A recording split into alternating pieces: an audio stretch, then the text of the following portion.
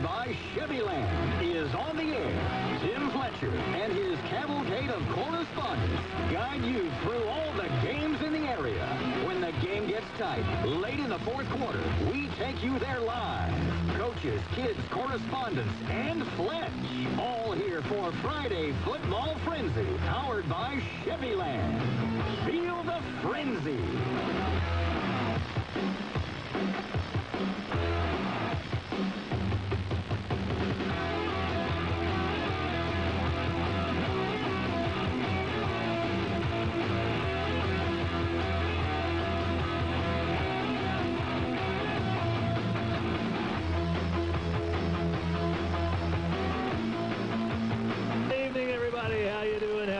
This is Friday Football Frenzy, powered by Chevyland.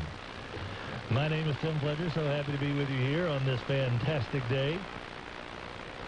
Join us, by the way, Friday Football Frenzy, powered by Chevyland on News Radio 710 Keel 101.7 FM.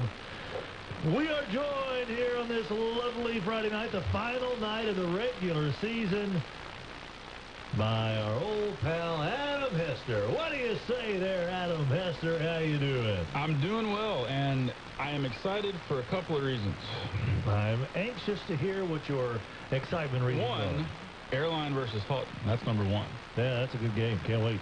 Second reason is, after this week, there are no more Thursday night football games. Yeah. Not one. Whoop, whoop. I am very excited about that. Holy moly. I think we can all be thankful for small flavors, so to speak. Not only are some of the most exciting teams to cover keep playing on Thursday nights, but some of our favorite correspondents have been at these games on Thursday nights, and so we don't get a chance to talk to them on Friday nights. Yeah, also a very good point. You have hit the nail upon its head.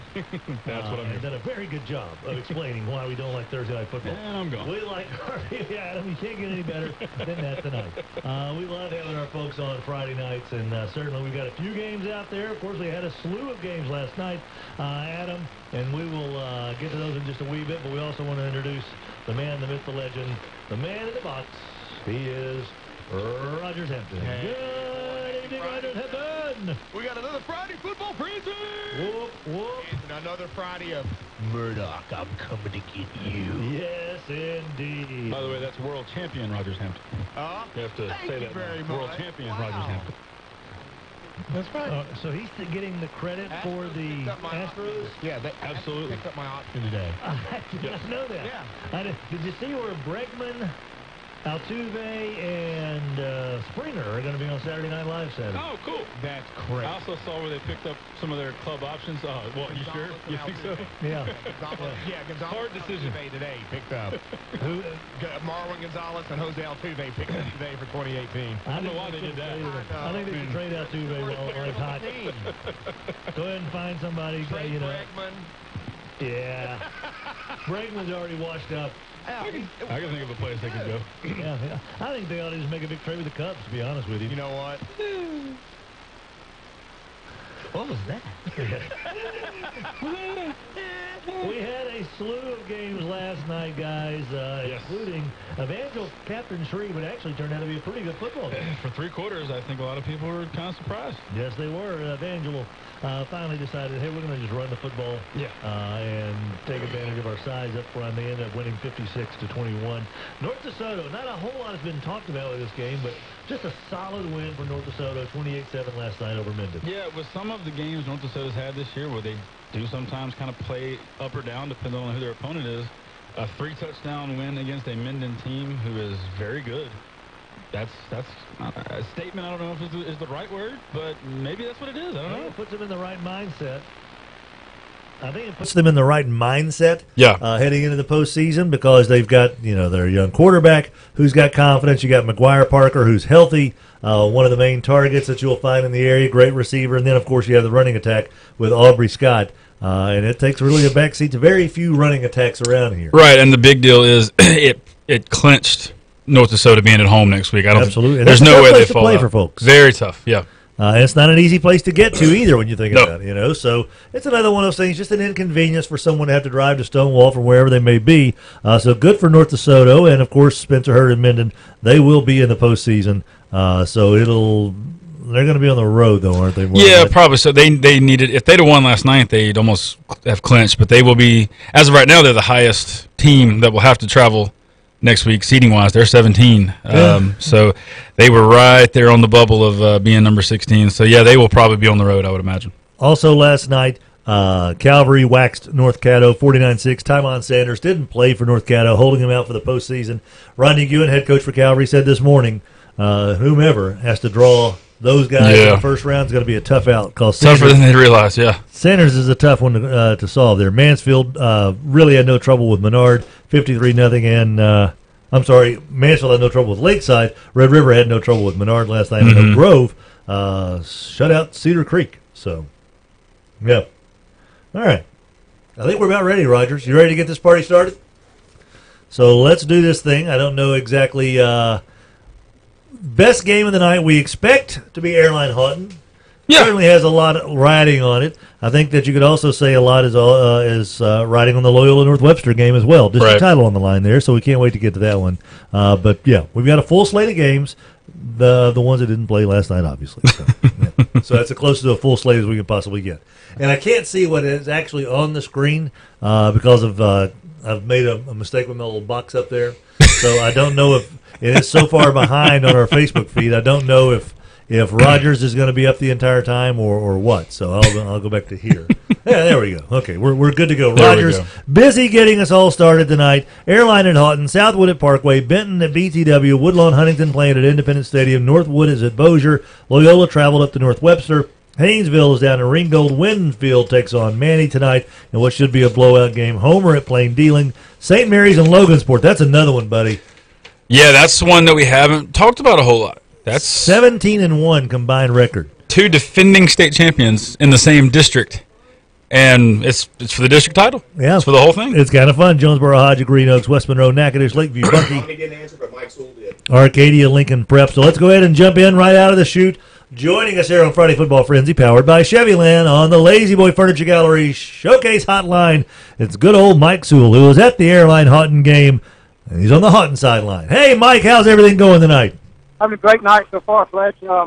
Houghton kicked off, and Airline picked the ball up. It was a short kick. Airline picked the ball up, started to run it back, fumbled, and recovered, ran it down to the 2, and they brought it back to the point of recovery. I guess they ruled it a muff. But Houghton went ahead and scored. Cameron Thompson and C.J. McWilliams, 10-yard TD pass, up 7-0 right now. Airline had the ball and had a 4th and 2, and got in punt formation. Initially, they were called for illegal procedure. Refs got together, huddled, and changed it to offsides Houghton. So Airline now on their opening drive, they've got about a 3rd and 1 coming up on their opening drive. Always like to kind of set the scene as well, Mike. I've expected a big crowd tonight. Do we have a pretty good sized? Yeah, really big crowd on the Houghton side, especially the senior night, and honoring all the senior football players, cheerleaders, dance line, etc. So big crowd on the Houghton side, and of course anticipation of this being 4 home playoff games. Airline crowd still filtering in, but they're filling up the side pretty well. Last week, C.J. McWilliams had a really good game for Houghton, had a punt return for a touchdown, 2 long kick returns. I liken him to the next kind of version of Patrick Hurd out there, kind of an undersized kid, but just a really jack-of-all-trades athlete. His name seems to be coming up a lot more on the football field than it did at the beginning of the season. What's the story behind this young fella's emergence?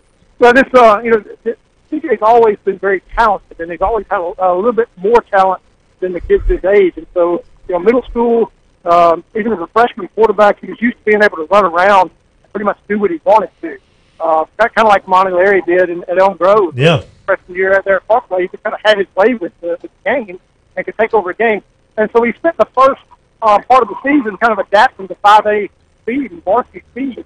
These kids are faster, they take better angles, and so he's had to kind of adapt to playing with bigger, faster, stronger kids. And in the second half of the season, he's playing a little smarter and a little better technique, and he's really coming on. He caught a slant here on second and 6, I think, but for a 10-yard touchdown pass, and really a big part of what Houghton does on offense and special teams.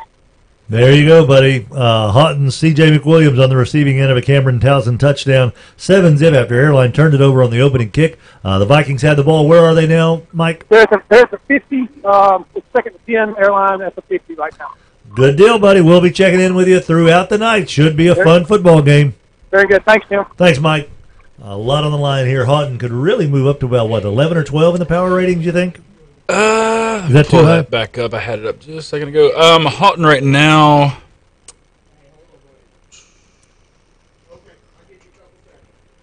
Would help if I remember they were in 5A now. Yeah, they're not in 4A anymore. Parkway isn't either, by the way. I know. Just in case I have to remember that. Yeah. Airline right now, I just looking at this and not knowing who Sulphur and Hahnville have to play, they could probably get as high as 10.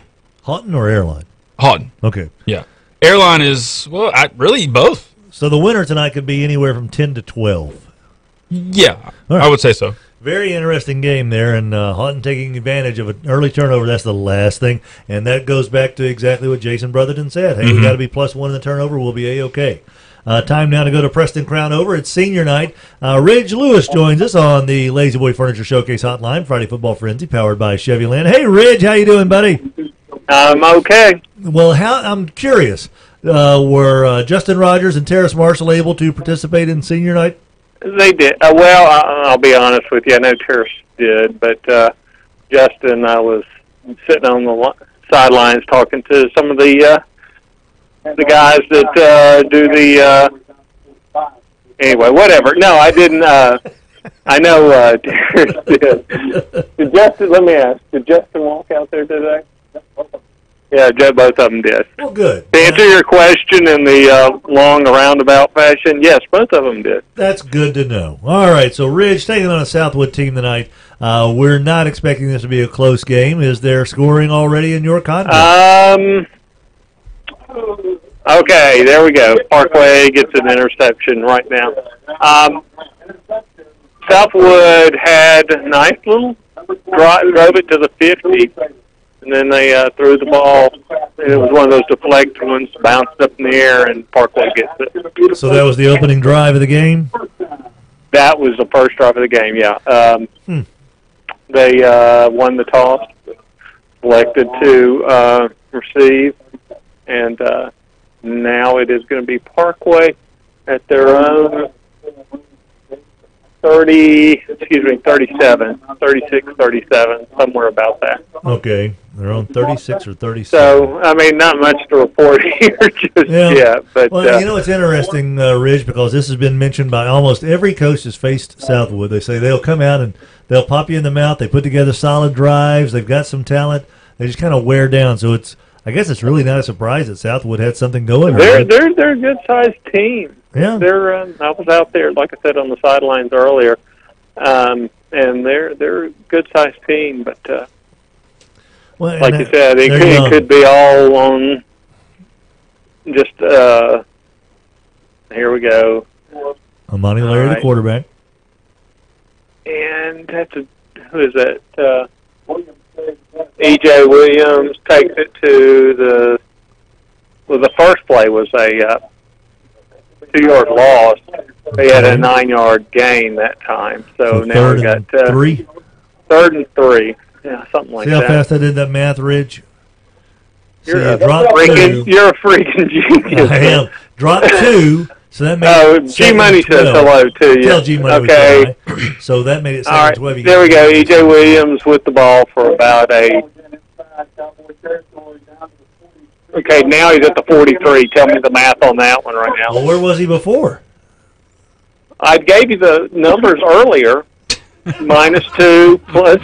He started at the 20. At the 37. At the 37, dropped 2, picked up 7, 9, and then just picked up. He's at the 44. Now he's at the where? These are intelligence questions here. Is he on the other side of the 50 now?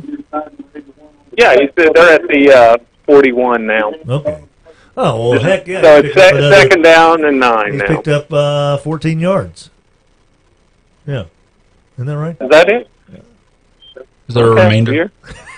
The Gazintas are about to dry up on us here. So it's they're really in a hurry up. But, okay, now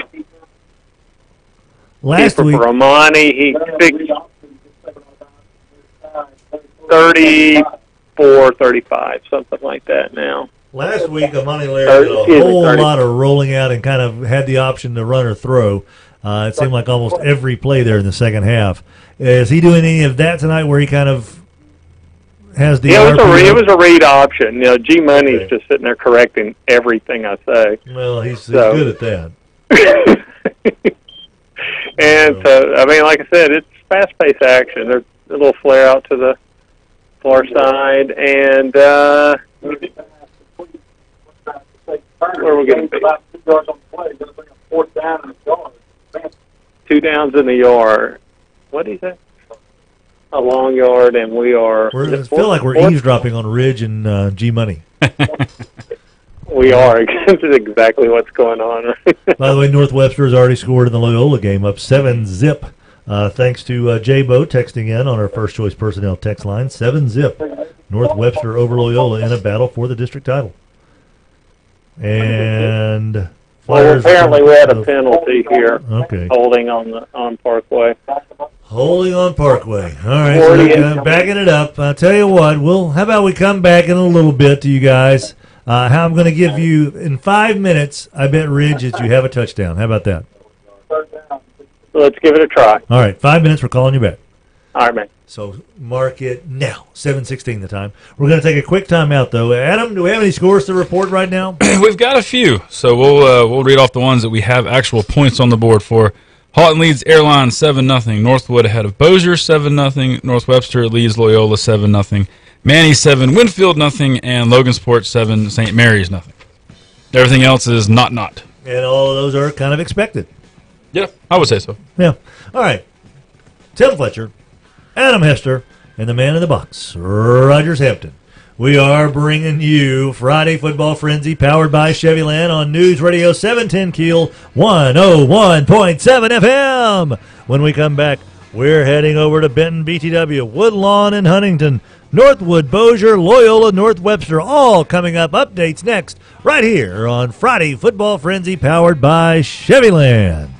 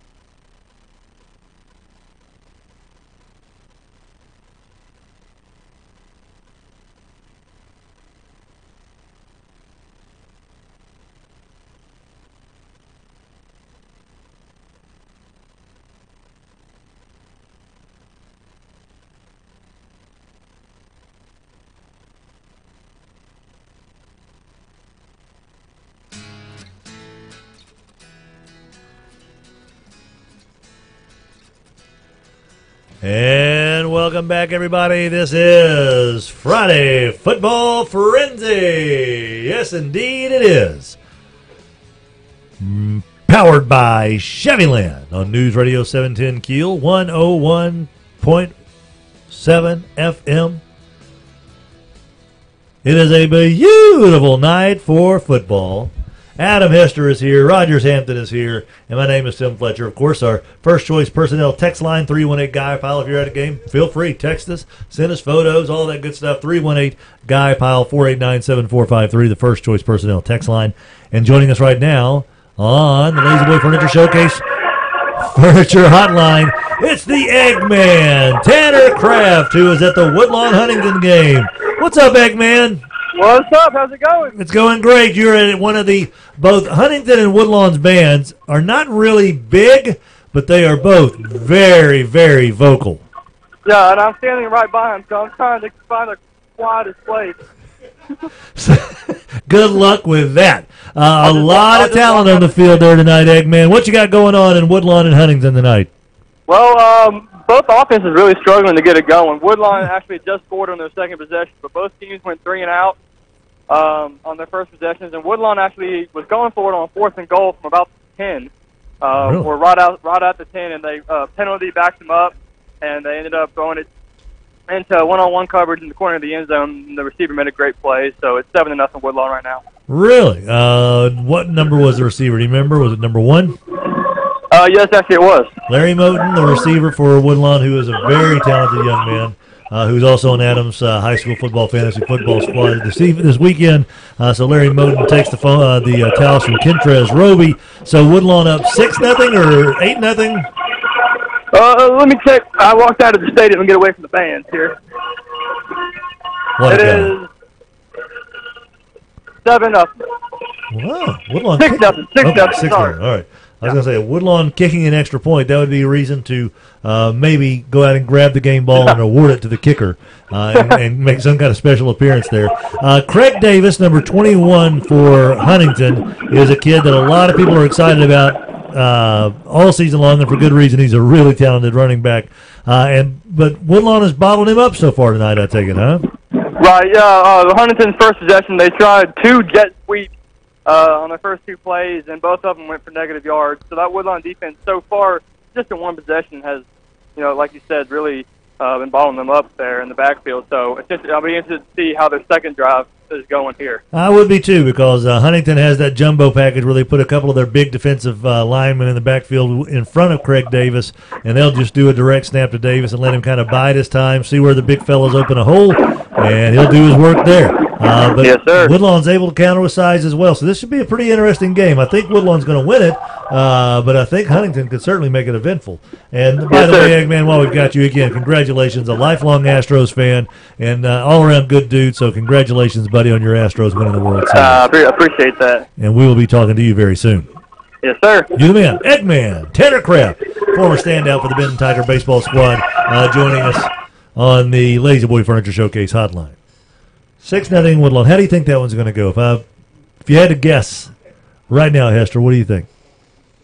Woodlawn ends up winning by 3 touchdowns? Probably so.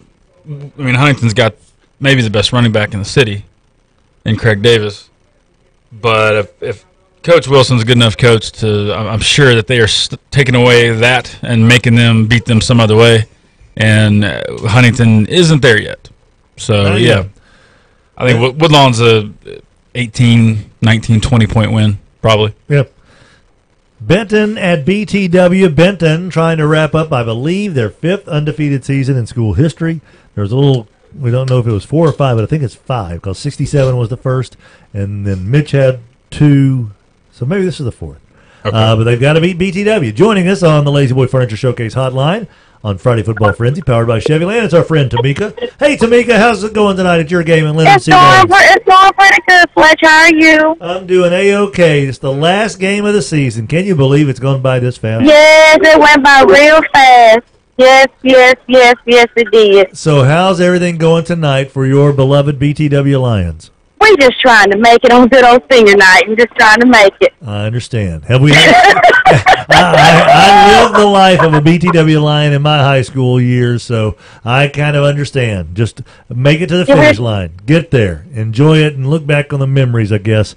Yes, we're just trying to get through. All right. So right now. Has Benton or anybody put some points on the board yet?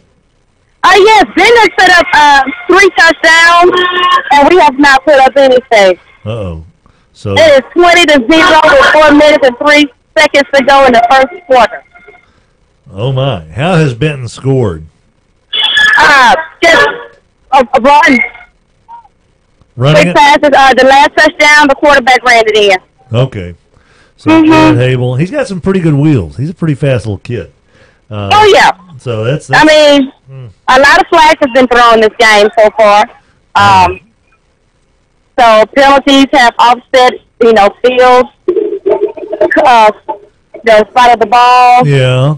And also, our offense has not really moved the ball, so it's giving them a short field. And they have taken advantage of that.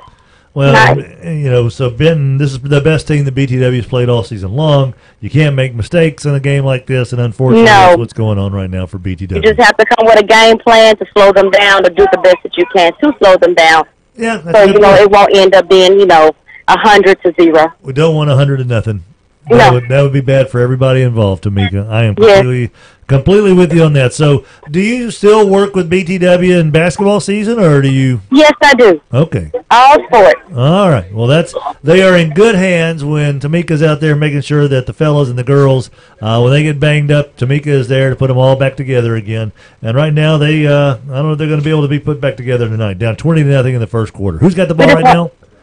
Ben has I'm sorry. We have the ball. We're on offense. All right. We got a nice run. Uh-oh. Number 22 is running. He's running, and he could go all the way with no flag. Thank you. Touchdown BTW. Okay, we just got a score, Fletch. That's fantastic. Good for you, Tamika. All right. Well, let's hang out with you for a second and see if you get the 2-point conversion. I hope so. Oh, that's fantastic. What number was he? Did you catch the number of the right number 22, Latavius Anderson, who we call Tay. So Tay Anderson with a long touchdown run, sounded like. Yes. Tay Anderson. So now they're lining up for 2-point conversion. All right, let's see if they make it here. And Eggman texted in and said actually he's number 6 on the receiving end. That would be your namesake there. We did not get the 2-point conversion, so we do have a score on the board, so it's 21-6. 3 minutes and 43 seconds left in the first. 20-6 or 21-6? 21-6. 21-6. All right. Tamika, excellent job. Thank you very much, and I'm happy for Tay Anderson. That's a good deal. All right. Thanks, Tamika. Talk to you again soon. Okay. Joining us now on the Lazy Boy Furniture Showcase Hotline, your principal for the Bossier Bearcats, Coach Thrash, entertaining Northwood tonight. Northwood really good, cruising into the playoffs. So what's happening so far tonight, Coach Thrash? 14-7, first quarter. Northwood drove down, first drive, scored. Then we went on an 80-yard, 7.5-minute drive and scored. They scored on 3 plays, 2:18 to go in the first quarter. We just had a little, I don't know what we ran.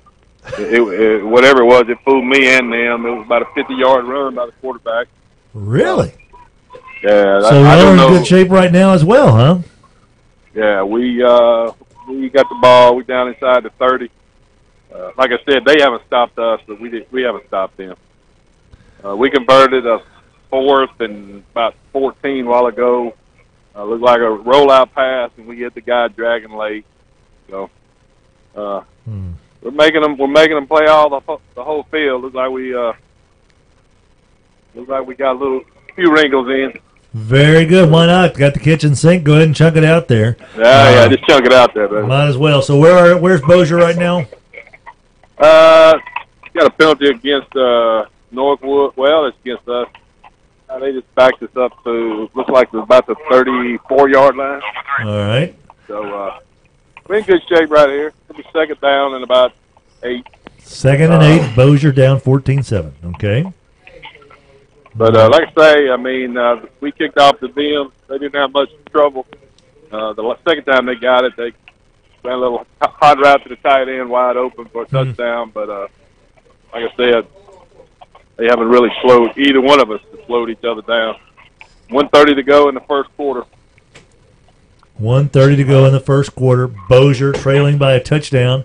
Northwood trying to put the Bows on an 8-win regular season, Adam. It's been a long time since Northwood's won 8 games. Yeah, it has. But right now, Bossier's putting up a pretty good fight here, as they are known to do. And that's something, Coach Thrash, that Gatlin said he was fully expecting. He said, man, and who was it that said it earlier this week, Coach, and Adam, that said that they respect Bossier so much because those kids, the number of kids that are out on game 1 are the same kids that will be out there at the 10th game, and they're also the kids they will fight all 4 quarters long. It may have been Gatlin or something. I can't remember who it was. It might have been Ab. It's just what we believe to do. I mean, we're not going to make excuses, and our kids aren't going to make excuses for one another. I mean, they know it's all we got. So they're going to fight. I mean, you know, we've had some bad breaks throughout the year, but, you know, they're these seniors, these 11 seniors, hey, they got something to prove. Yeah. Win or lose, they're not going to give up. How did Northwood score that second touchdown, Coach? They scored on a hot route to the tight end. That was the second one. The first one was that was just the first one looked like a speed sweep. I really couldn't tell from where I was sitting. Looked like he got wide on us. All right. They got some speed over there, and that's. We just rolled out the pass. They knocked it down. It's going to be 4th down and about 12 for us. With back-to-back penalties, but 28 seconds to go in the first quarter, so probably go for it here, huh? Yeah, I don't see any reason. Why not? I don't see the punter going out there. So did Northwood bring some folks to the Memorial Stadium? Yeah, they got a few that they let out of Blanchard. You know, I talked to Shannon a while ago. They got a few they let out on the police program. You know, so just kidding. I mean, you know, we got a good friendly rivalry between Northwood. So I got to visit with Gatlin before the game. So that's awesome. I started our careers together, not at the same school, but we got both 35 years. So we were talking when we were going to retire. So. Oh, you got any scoop there? Hopefully not for another 5 or 6 years. Well, you know, he said he wasn't going home anytime soon. Then his wife came in and confirmed that he wasn't going anywhere. He's got a sophomore quarterback that's really good, so I don't think he's going anywhere for the next 2 years. He's got 2 more years, so the guy must be a sophomore. Yeah, that's exactly right. Bogan's a sophomore, so I know Jim Gatlin will be the head coach of Northwood for the next 2 seasons. No doubt about that. What happened on 4th down here, Coach? Well, we called timeout. Okay. We looked like we got 4th at about 11. 28 seconds to go. So. All right, buddy. Well, maybe we can hang in there for a little while. Sounds good. We'll check in with you later. All right. Thank you, Bud. Another good game tonight. Thanks, Coach Thrash, joining us on the Lazy Boy Furniture Showcase Hotline on Friday Football Frenzy, powered by Chevyland. North Webster taking on Loyola. District title on the line here, Adam. That it is. Jay Bolay joins us. What's going on in your game so far, J-Bo? Hey, Fletcher. Yeah. Right now the score is 7-0 North Webster. We just turned the ball over to Loyola on downs. They stopped us at 4th and 4. We was on our 24-yard line. Hey, they stepped up and stopped TJ for 2 yards. Start the game, we kicked off to Loyola. They tried driving the ball down the field, got to 4th down, did a fake punt. We stopped them, got the ball, drove down, scored a touchdown on Kyler Harbor's screen pass. Then Loyola got the ball, drove all the way down the field, and fumbled into the end zone on 1st and goal. Wow. So it's been a good defensive battle so far. Both teams are going at it pretty good. But 7-0 with 7 minutes to go. Northwestern, Loyola's got the ball on about our 30-yard line right now. 7 minutes to go in the second quarter, right? Yeah, second quarter, 7 minutes to go in the second. Very good. But it's been back and forth.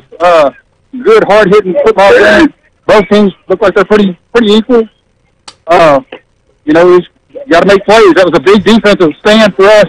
Whenever they fumbled the ball in the end zone, guy got hit. Looked like he was fixing to score, and it looked like our safety came in and just knocked the ball out. Like I said, we recovered it, and then they just made that big defensive stand for them. So, good ball game so far. I can't wait, man. We think this is going to be one we'll be in touch throughout the night. J-Bo Lay, excellent job, buddy. Good talking to you last night as well, J-Bo. We'll talk to you soon. Appreciate it, guys. All right, J-Bo Lay. Let's do one more update. Let's go to Dwayne, and then we'll do some scores. How about that, Rogers? We'll do Dwayne and then some scores. So Adam's ready to cue up some scores. But first, Dwayne Woodard, Haynesville taking on an overmatched Ringgold Redskin squad tonight. Hey, Dwayne, what's going on? Hey, Fletch, it's 3 minutes and 56 seconds left in the first quarter. Haynesville's up 14-0 on 2 long plays against the very overmatched Ringgold squad. Yeah. We knew it was going to be this way, right? Yeah, we did. Lots of young kids will get to play tonight. I know they've had a hard week in practice and trying to get ready for the start next week. How's the Evans kid playing tonight? Joseph Evans, who last Friday committed to LSU as first and only offer so far. And by the way, Bossier converted fourth down at the 20. How's he playing tonight? He's playing his usual game. I mean, he's a big old boy, and he's got the bloodline with that Evans last name, Dimitri, Doug, and everything. And he's playing his game. I'm interested to see how he develops next year. How does he fall in line as far as the family tree? Dimitri Evans, of course, former Georgia Bulldog and NFL player, and Doug Evans, who has a Super Bowl ring from the Packers. Didn't Doug get his with the Packers? Yeah. He did. Former Louisiana Tech standout. So is he a cousin, a nephew, or? He's a nephew of both of them. Oh, really? Yeah. Are Doug if I remember right. Are they? They're not brothers, are they? Doug and Dimitri aren't brothers, are they? No, they're not. He's a nephew to Dimitri. Nephew to Dimitri. Well, the size, I guess, kind of makes sense, doesn't it? Yeah. Their grandmother works for us at the library. Okay, very good. I've always heard this, Dwayne. You know who I think I heard it from was, I think it was Jack Bicknell, former Louisiana Tech coach, who said that when you go recruiting, you can always kind of look at the dad, but sometimes it skips. You find out how big the uncles are on both sides of the family. And if you got a kid that's got some big uncles and he's a pretty good sized kid, there's a very good chance that he's going to kind of grow into that uncle size. So it kind of makes sense. Jack Bicknell's theory coming true. Yeah, it is. He's a big old boy. 6'1", 300 pounds, and he's about 16 years old. So, and I tell you, they got a sophomore out there who might be the best of the whole group. Courtney Modisette, number 54. Remember that name. I'm going to write it down. Courtney Modisette. Now, that's not a name that I'm familiar with in Haynesville. Modisette. Okay. So that's a sophomore. And, of course, there was also sad news last week. Jackson, Arkansas Razorback Jackson. His mother passed away. Is that correct? That's correct. Hey, that's sad. I hate that.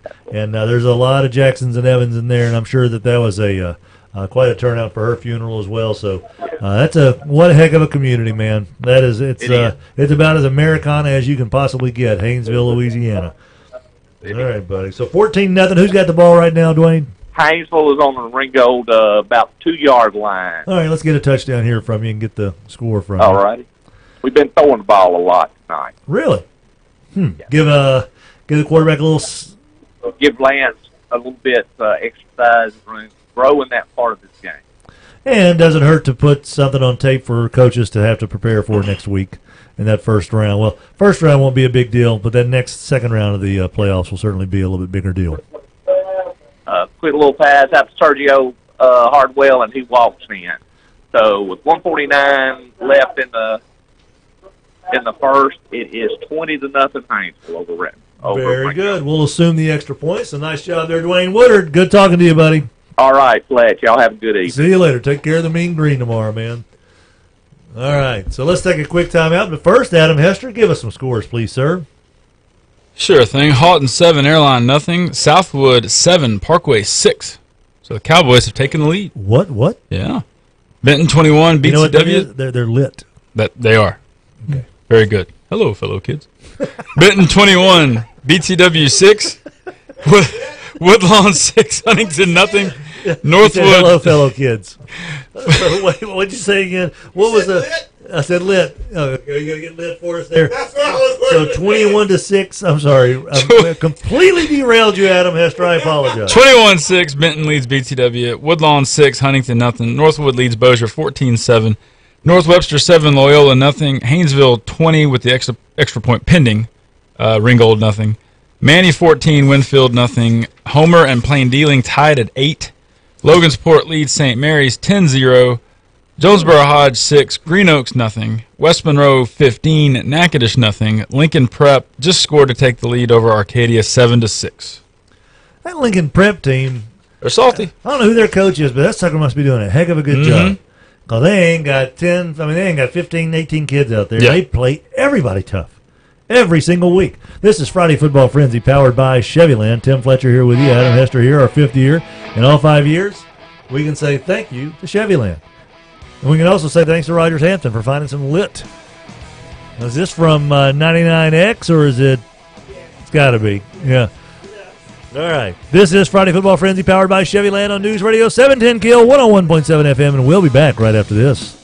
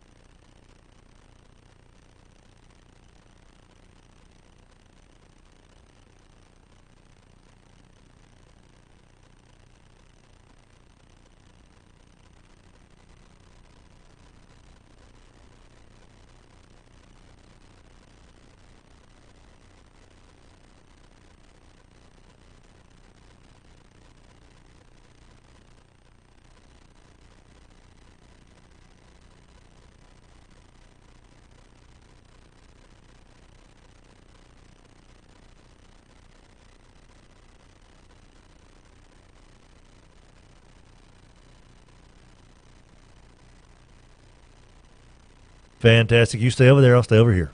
Like the Brady Bunch. Mark off our territory here. Oh, we weren't even on yet. Now we're on. Didn't he point to me earlier? Did you not see him point earlier? I think, once again, I just thought maybe I wasn't hearing the music. This radio thing is completely new. I've only been doing it for 36 stinking years. Rogers Hampton on the ones and twos in there. And we are back. Friday Football Frenzy powered by Chevyland. News Radio 710 KIL 101.7. Adam Hester there, me right here. Yeah, a couple of developments. Ooh. Airline has tied Houghton 7-7. Interesting. Parkway has retaken the lead against Southwood 14-7. And Loyola and North Webster tied at 7. Reese Ebarb, a 30-yard touchdown run from thanks to Bobby Triplett on our first choice personnel text line 318 Guy Pile. So Bobby, thank you very much on the update there with Reese Ebarb's touchdown run. Jay Bolay also texting from that game. We got dual texters and dual correspondents there. Speaking of correspondence, we're going to Josh. Josh joins us on the Lazy Boy Furniture Showcase Hotline. The Manny Tigers are really looking like a team that is in playoff form, taking on an overmatched Winfield team tonight. Hey, Josh, what's going on in your game down there in Manny tonight? Hey, yes, sir. We just kicked the Parker Fowles, just kicked a 36-yard field goal, put us up 17-0 in the 4:31 left in the first half. 17-0. Manny's had their way with running the ball. Yeah. Kind of what we expected. Yeah, I mean, we kind of jokingly texted back and forth today about how this game was going to be a real good one tonight. Yeah. You know, it is one of those things, but the one thing that Jess can really kind of harp on here, he wants to see his kids play crisp. You know, don't have any penalties, don't turn the ball over. I don't care who you're playing, how much better you are than the other team. You want to look sharp. So far, is Manny playing sharp tonight, Josh? Yeah, they are. They looking like they, ready for a good playoff run. It's hard to tell against a team like Winfield, and I hate to say that. Winfield's always been that's been a rival of ours for years.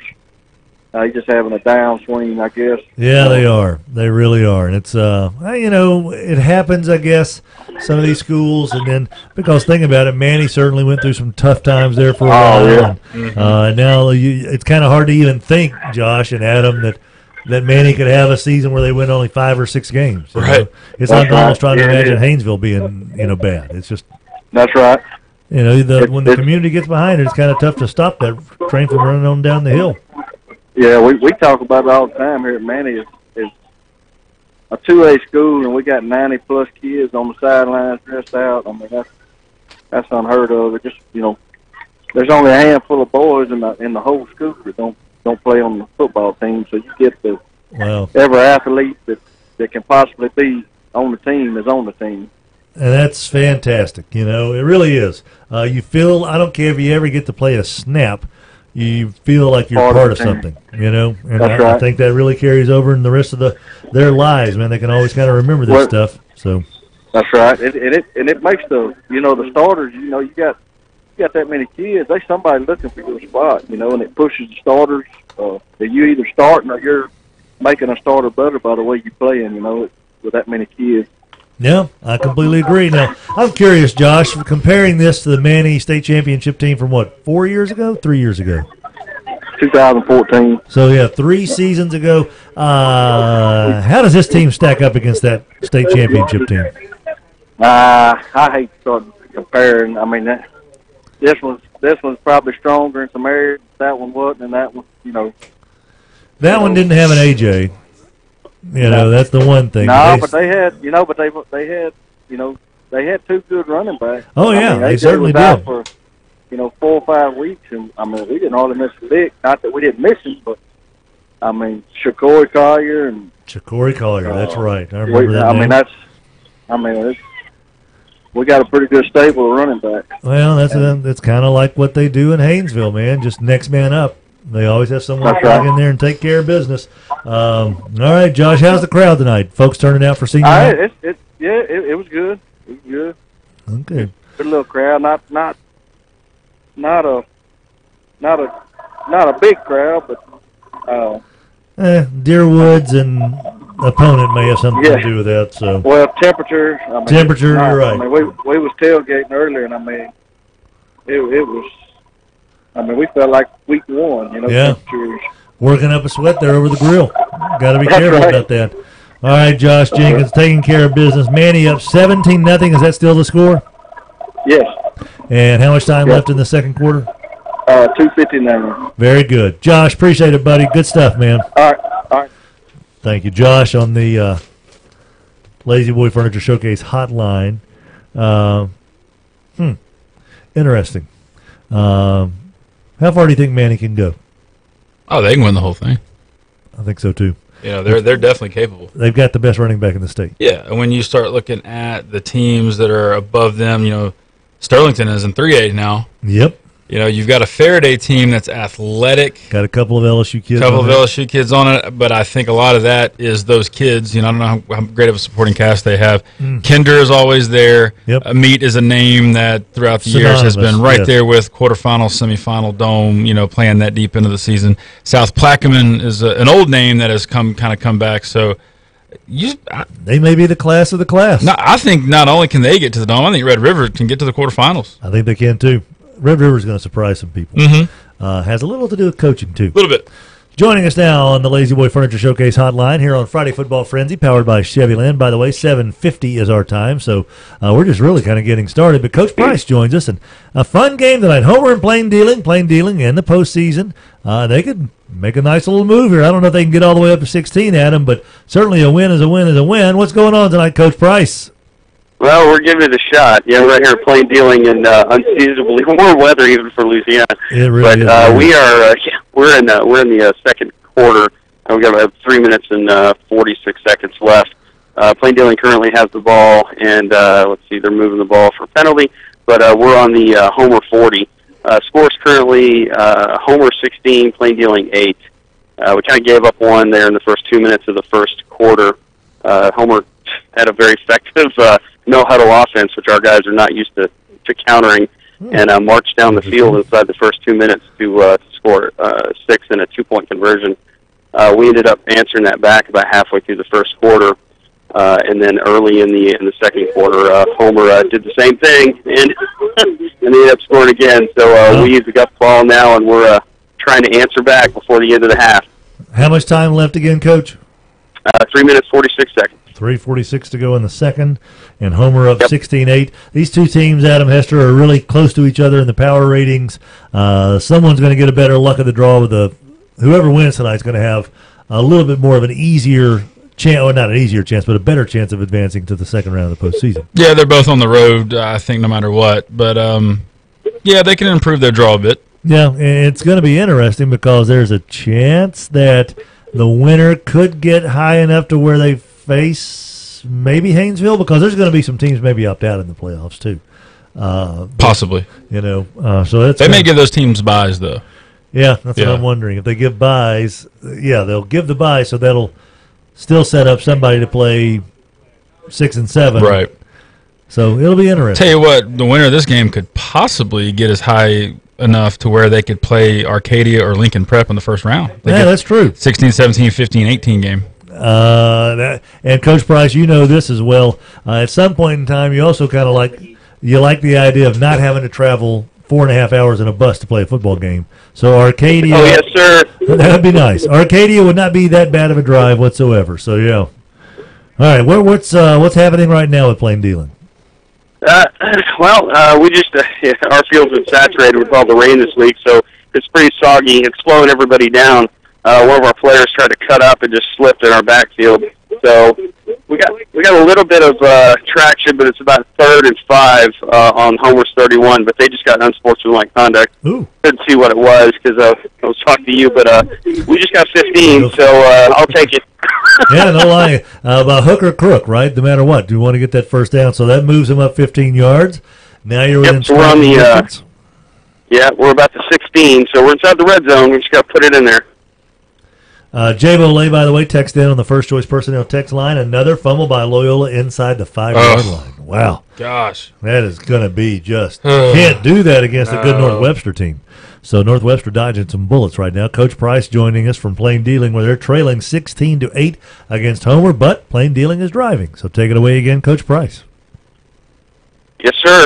We got they just moved the sticks, and we're just waiting on them to go ahead and blow the whistle and get our next playoff here. Still 2 minutes, 35 seconds left in the half. Okay. There we go. Probably heard the whistle in the background there. I thought that might have just been my ears. There's a lot rattling on up there, Coach. Oh, yeah. And Shavali McKinney, number 34, just ran in for a touchdown. Hey, look at that. Plain Dealing Lions. Coach Thurman's crew. I think this might be maybe only the second time that Coach Price has been with us, so we got a touchdown while we had him on the air, second or third time, something like that. Let's stick around and see if Plain Dealing converts the 2-point conversion to knot this thing up. How about that? Yes, sir. How far out was the the run? How long was it? 30. It was like 20-something yards, 22 yards? I'm sorry, I couldn't hear you. What's that? How far was the touchdown run? About 21 Oh, it yards? was 16. It was the penalty moved it up to the 16-yard line, so he pulled in, from the 16. And nope, doesn't look like. Yep, two-point conversion wasn't any good. So it's 14-16, Homer. Very good. Nice job, Coach. We appreciate it. All right. Coach, talk to you later. Talk to you later as well, man, on the Lazy Boy Furniture Showcase hotline here on Friday Football Frenzy, powered by Chevyland. That's going to be 16-14. That's going to be back and forth. Yes, it will. So, Coach Price, get ready. Keep that phone charged up. One that I am really looking forward to. We're going to next year, Adam. Down to DeSoto Parish. Logansport taking on St. Mary's. Two state champions from last year. 9-0 Logansport, 8-1 St. Mary's. Mark McGee, the brother of Kevin McGee, the head coach of Logansport. Mark joins us on the Lazy Boy Furniture Showcase hotline. Hey, Mark McGee, what's going on in your game tonight? We're winding down the first half here. I got 4 seconds to go in the first half. So. Oh, okay. Kind of chucking on through here, man. What's the score? We are sitting at 16-8 Logansport. Logansport's got the ball. It's 4th and 10, about 10 at about the 20-yard line on St. Mary's end of the field. It looks like they're going to be lining up for a field goal here. No, they're sending the quarterback back out. All right, I like that. 4th and 9 on about the 18. I'll get a better look at it. Okay. 4th and 9 on the 18.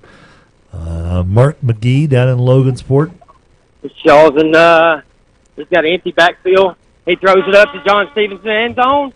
John went up and got it. That's a touchdown going into the half. John Stevens. You can do a lot of things on John Stevens, but out jumping's not one of them. That is correct. And Hey! Extra point. They were trying to lead the field. So that puts it 22-8. That puts it 22-8 going into halftime. 22-8 got it. We'll wait for the extra point. Yeah. Point. How did Logansport score those other 2 touchdowns tonight? Actually, that's John Stevens' second touchdown catch of the night. So his first one put him in the first place record holder for the most touchdown receptions in the history of Logansport. Another one, the first one of the night was Trez Brown had about a 70-yard run early in the first quarter. So, and then we had a field goal attempt. Oh, very good, very good. All right, let's see here if the extra point's good or not here. No good. So we'll go into the halftime at 22-8. 22-8. What did St. Mary's do? How did they get their touchdown? They just marched down the field, and those guys they're always so well coached, and they're not going to make any mistakes. So they've really had flawless blocking. They've made some good runs tonight. Their quarterback's tremendous, as you guys know. So they really just walked down the field and Northwestern just, commit, 8-10 yards at a time, 4 yards at a time, and walked it right on into the end zone. What's the crowd tonight? I would assume there's a pretty good number of folks there tonight. It's a large following on both sides. St. Mary's always going to show up with a crowd. There's a lot of emotion in this game, so Logansport's always going to draw a big crowd for this game. So it's a pretty good turnout tonight. And last thing I have for you here, Mark, doing a great job for us, buddy. On Stevens' first touchdown, how many yards did that cover? I think it was about 30 to 40. They were on that end of the field. So, it's kind of one of those deals, throw it up, let him go get it, and let John do what John does. And that's what he did. And that's what he did again here before the half. I like the sound of that. Not that I have him in my fantasy football lineup, but, right. Just if you get a word to Kevin at the break, just tell him to feed him at least 2 more times tonight would be a very... Okay, I'm sure we can arrange that. I appreciate that, Mark. Good job, buddy. All right, we'll talk to you in the second half. All right, sounds good. Hey, how you like that? Huh? Looking pretty good. Looking pretty good. Joining us on the Lazy Boy Furniture Showcase hotline, it's Staten Fontaine. Hey, guys. What's up, buddy? 7-7, almost halftime. Looks like one more play. They've got the ball on 17. Oh. Okay. I'm sick as a dog. That's what it sounds like. We have fumbled twice inside their 5. And one time fumbled out of the end zone, is that right? The first one? Yeah, it was touchback. Oy. Yeah. Should be 21-7. Wow. 1 second on the clock on the 17-yard line, 4th down. Let's see what happens here. Goes back in to throw it. Interception. Running back to the tackled at the 30. 7-7 halftime. Well, sounds like you got a fun little football game going on there, Staten, especially. Oh, I tell you what, if you've never been to a North Webster game, you need to come for the fireworks alone. I have not been to a North Webster game. You're right, because I've only been Spring Hill. So it's a football mad community. You know, they get into it. They love this stuff, and so it does not shock me. It doesn't surprise me at all. I mean, literally, it was almost the 4th of July before the game started. I was like, wow, that's worth a 60-minute drive. Hey, there you go. And did you bring your wife? I mean, that's kind of a nice little romantic date night if you think about it. Well, I might not even have to buy, dinner or anything. I think that fireworks, yeah. And now remember, if you go by the Taco Bell in Spring Hill, you might see head coach John Ware's picture on the rolling billboard there. So, nice. Yeah. So Loyola, with the fact they've fumbled inside the 5-yard line twice, one time fumbled out of the end zone, the other time fumbled. North Webster recovered. To me, Staten, that sounds like Loyola has kind of dominated this game, have they? They have. They have. Absolutely. There was, I guess it was a tie ball game. They got the ball with 5 or 6 minutes left in the half and drove down to the 40, and we stopped them on 4th and 4. I was like, I got to take that all day long. Yeah. And then we drive it back down the field. We're inside the 5 and, fumble. And, so I got a question for you. Fire away. Horse collar in high school does not give you an automatic first down? I think it's like pass interference. I think that if it or there's some other penalty that's like that. So they didn't get an automatic first down. Yeah, I think that if it doesn't cover the sticks, then you don't get it. I believe. Yeah. Yeah. Yeah, it's a weird thing. There's a couple things about high school football. You can advance the punt as long as if it doesn't go past your line of scrimmage, for instance. If you kick it and it doesn't go past the line of scrimmage, you can take it and run with it. Okay. Had a fake punt. We got right at the stick. The line judge calls first down. Then the head judge comes over after they moved the sticks and said not a first down. Huh. You seen that one before? No. Yeah. That's why I lost my voice a little bit. So you were encouraging the refs to maybe make a correction. I think it's kind of hard to tell if it's a first down once the chains have moved, but, I may be wrong. No, I think that you're maybe onto something there. Interesting. So this should be a doozy of a second half. Who will get the ball to start the third quarter? They will. We got the pick on the first half. Okay. Yeah, both of these coaches are very, very good at riling up their youngsters to kind of get things going. So I expect a hard-hitting, low-scoring second half, to be honest with you. I'm stunned, actually. I thought they'd we played real disciplined defense. What do we have to do? We can't let a gap get open. They've had a couple of big plays, but not a lot. So. Well, they're going to try to nickel and dime you. They got some good running backs, man. That Hawthorne kid, that's right. He's legit. Russell Liebarb had the touchdown for Loyola. So this is going to be a fun one. I would not be completely shocked if 48 minutes will contain this game. I think that it may end up having to need a little extra time at the end. These teams, I think they're very evenly matched. I really do. Okay. Wow. Okay. Yeah. Good. All right, man. We'll talk to you in the second half, Staten. Okay, thanks. All right, buddy. Staten Fontaine, Auto Body Express, a big supporter of JJ and Bonsai Ben show here, so we appreciate Staten as well. We go to Ronnie Coker before we go to the scores with Adam, and then we'll take a break. But first, Coach Coker joins us in a game that we have been extremely excited about. Airline and Houghton. Last we heard, Coach Coker, it was 7-7. What's going on in your game now? Hey, Fletch. Hey, Rogers. I haven't seen you in a couple weeks or heard from you. Hey, before I tell you about that, Fletch, what can we do to get y'all on Thursday nights also? No lie. I mean, my gosh. We need to start doing like an hour show on Thursdays. Come on. I'm telling you. All you got to do is just let me know the sponsors. Who's your big sponsor? Chevyland. Who? Chevyland. You tell Jerry Montgomery, call him. I'll send you his cell number. You call Jerry Montgomery and says, look, I want to do a Thursday night show and this is what I need, and he'll give it to you. Jerry Montgomery, Chevy Lane. All right. I know Mr. Montgomery. We'll talk to Jerry. We'll talk to Steve Horn, Bubba, and I'll say Ronnie Coker said do it. And Well, don't say that. They will pull all sponsorship if you said that. No, I'm sorry, Fletch. In a serious note, man, it's 3:40 to go in the first half, 14-7. We have the ball. Halton's about to punt the ball from their own 15, but we're in an injury delay because the kid, Townsend, just got sacked, and he's moved around. They're keeping him still and stationary. Ambulance is coming in now. Oh, man.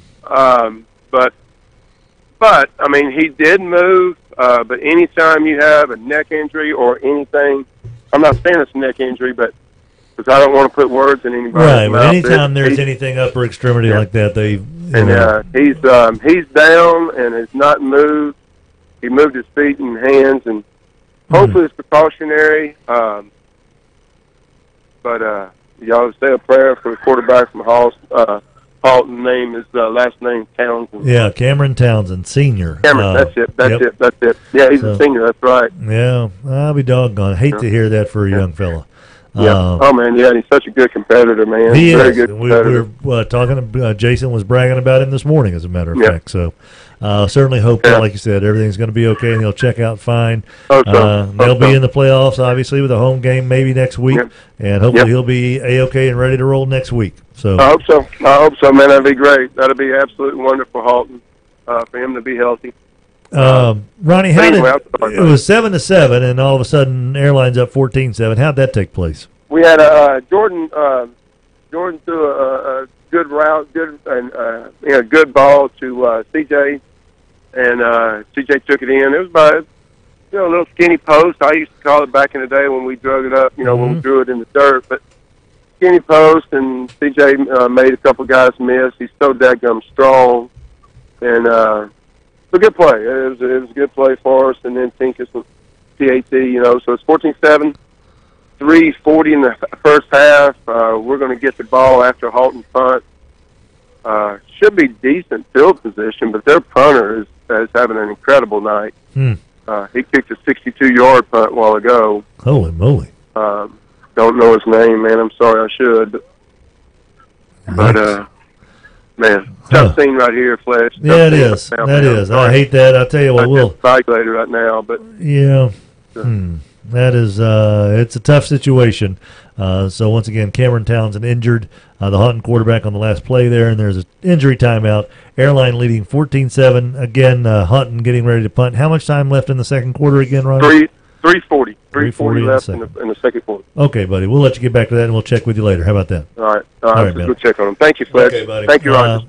Adam, and Rogers this morning, Jason Brotherton said that C.J. McWilliams, the kid who's burst onto the scene here the last few weeks, that Mike Sewell was mentioning earlier as this all-around great athlete. If I remember right, Jason Brotherton said he's also the backup quarterback. That's right. He did say that. Because he was a freshman quarterback last year. So I assume that he will be the guy that steps under center I would think so. for Hutton, but nothing but good wishes for Cameron Townsend as we'll await word to see what's happening there. How about we take a timeout? But first, Adam, why don't you catch us up to scores, buddy? Let's do it. Airline 14, Houghton 7, Parkway 14, Southwood 13, Benton 21, BTW 6. Haven't had an update from Woodlawn Huntington in a while. Knights lead Raiders 6-0 there at last check. Northwood 21, Bossier 14. Loyola and North Webster tied at 7. Haynesville 20, Ringgold nothing. Manny 24, Winfield 0. Homer 16, Plain Dealing 14. Logansport leads St. Mary's 22-8. Jonesboro Hodge 18, Green Oaks 14. That one's going to be back and forth all night long. Yep. West Monroe 15, Natchitoches nothing. Lakeview leads Bunkie 14-7. Lincoln Prep 13, Arcadia 6. Those are your scores here on Friday Football Frenzy, powered by Chevyland. You know it by the feeling. Chevyland, 7500 Uri Drive. Text coming in on the First Choice Personnel text line, 318-489-7453. And our phone calls, our fellows and ladies out there as correspondents, they're checking in with us on the Lazy Boy Furniture Showcase hotline. Rogers Hampton in the box, getting us to the break. I'm Tim Fletcher. He's Adam Hester, and that's R.H. Hambone. And we'll be back with Friday Football Frenzy, powered by Chevyland, right after this.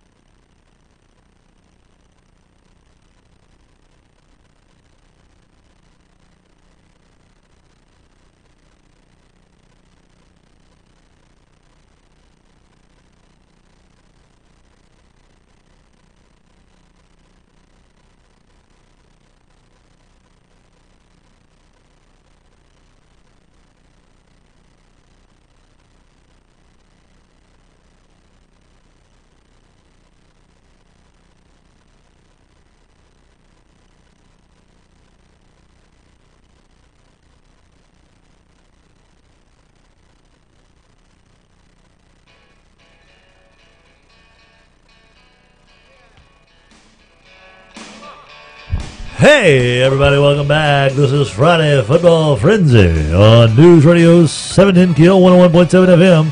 Friday Football Frenzy, powered by Chevyland.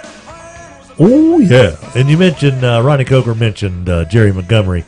That whole outfit, man, Chevyland, it is nothing but good people from top to bottom. I don't care, throughout the entire organization.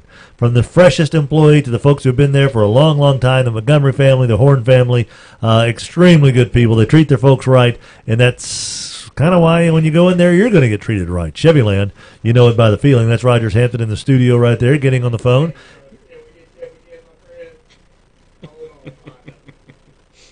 Podna, so it's a guy we're going to talk to. Male. Eggman. 2 syllables. 2 syllables. Podna. Joining us, Adam Hester here on the Lazy Boy Furniture Showcase Hotline. It's a guy who is certainly not a lazy boy, but he's a good dude. It's Tanner Kraft, the Eggman, at the Woodlawn Huntington game. What's going on, Eggman? We are 26 seconds away from halftime. And what's the score? It is 12-0 Woodlawn. 12-0 Woodlawn. Now, you mentioned that number 3, Travinsky Mosley, is suited up but hadn't played earlier. Has he been inserted into the game yet? The Woodlawn has the ball right now, and they're driving. They're on about the 15. But the drive before, he finally came in and busted out about a 50-yard run for his first play.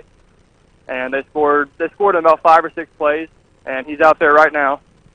Did he score? Did he score that second touchdown, or how did they score the second one? They did not. They ran him. They got to the about the 3 or 4 yard line, and they got the goal line offense in, and then a little bootleg pass to the corner of the end zone, wide open. The whole defense is just chasing after Mosley, and there's the receiver in the corner of the end zone.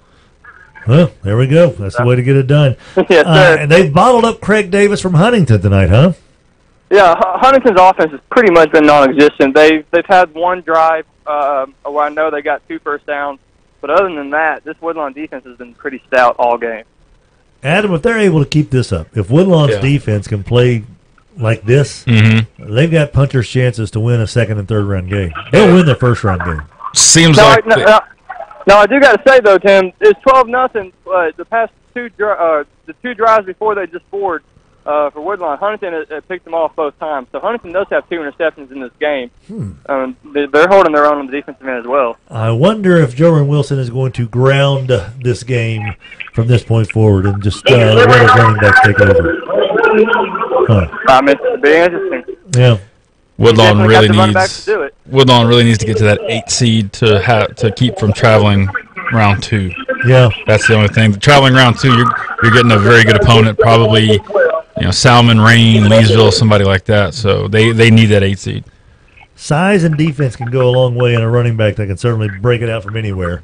Again, Eggman, the second quarter's coming to a close, right? Who's got where's the ball again? Woodlawn has it at Huntington's 20, and then there's 9 seconds left in the half, so about 1 or 2 more plays here. Okay. It is 4th down, so this is the last play. All right, well, there we go. Eggman kind of figured it out on his own there, didn't he, Rogers? Yeah. He solves his own puzzles sometime. All right, here we go. Eggman's going to take us through this final play. Well, timeout. Oh, look, and it's my favorite PA guy telling everybody everything that's anything but the down and distance of the game going on. By the way, KTBS reporting that Cameron Townsend lost consciousness on a hit and was feeling discomfort in his neck. Okay, well, certainly, maybe it's a stinger. Hope nothing but the best for Cameron Townsend of Hutton. Has the PA guy welcomed you yet, Eggman? He welcomes everybody else into the stadium. No, not yet. He's about at the middle of his list. I think I'm somewhere at the bottom. I always think the Eggman should be at the top. But I think so as well. Yeah. You just third person, Eggman. Yeah, he did. Yeah. yeah. You got to go introduce yourself. All right, what happened on 4th down? Woodlawn's taking the field right now off the timeout. Okay. And they are lining up as we speak. All right. So 9 seconds left, 4th down. Wouldn't doubt to see a little razzmatazz, like a little reverse. He's going to Mosley and touchdown. Or maybe he'll throw it to Mosley. Mosley lined up in the slot and ran a post route. Oh, what happened? Did he throw it to Mosley? I just predicted that. I said he'd throw it to Mosley. Yeah, he threw it to Mosley. It was 5 wideouts, but they did call a penalty on Woodlawn, so touchdown is no good. Oh! The score with 4 seconds remaining. So they're going to redo fourth down. There's 4 seconds left. 4 seconds to go. Take those points off the fantasy football board of Adam Hester. His night continues to get worse and worse as the Woodlawn Knights will try it again. Yeah, and I feel bad because I told Adam the wrong receiver on the touchdown. Yeah, appreciate that, man. Yeah, he was not very. You're right now. You are not on his Christmas list, and you're going to have to work your way back onto it, Eggman. Yeah, I'm trying. I understand. All right, fourth down now from where? The 25? They're about at the 22, 23. I'm behind the end zone, so it's hard to tell for me. Okay. But it's going to the corner of the end zone. Touchdown, Woodlawn. Good grief. Number 6 again. Hey, Hester. Hey, well, that kind of helps out, doesn't it? Got the same last name as you. 2 touchdowns for Hester. You have him in fantasy football? Yeah, good for him. Zeros on the clock. How many zeros are on the clock? I thought there was, again, astute observations from the PA man. Jordan Hester with his second touchdown. Let's see if Woodlawn goes for, I guess, the 2-point conversion here, man. Well, they're 0 for 2 so far today. Yeah, they are. Do they not kick it? No, they do not. Nope. Did I just hear class of 75 on the PA? Yeah. Yeah. Welcome to the class of 1970. Hey, Eggman, just hold the phone up so we can hear the PA guy for a second. All right. All right. It's not even an anniversary. It's 2017.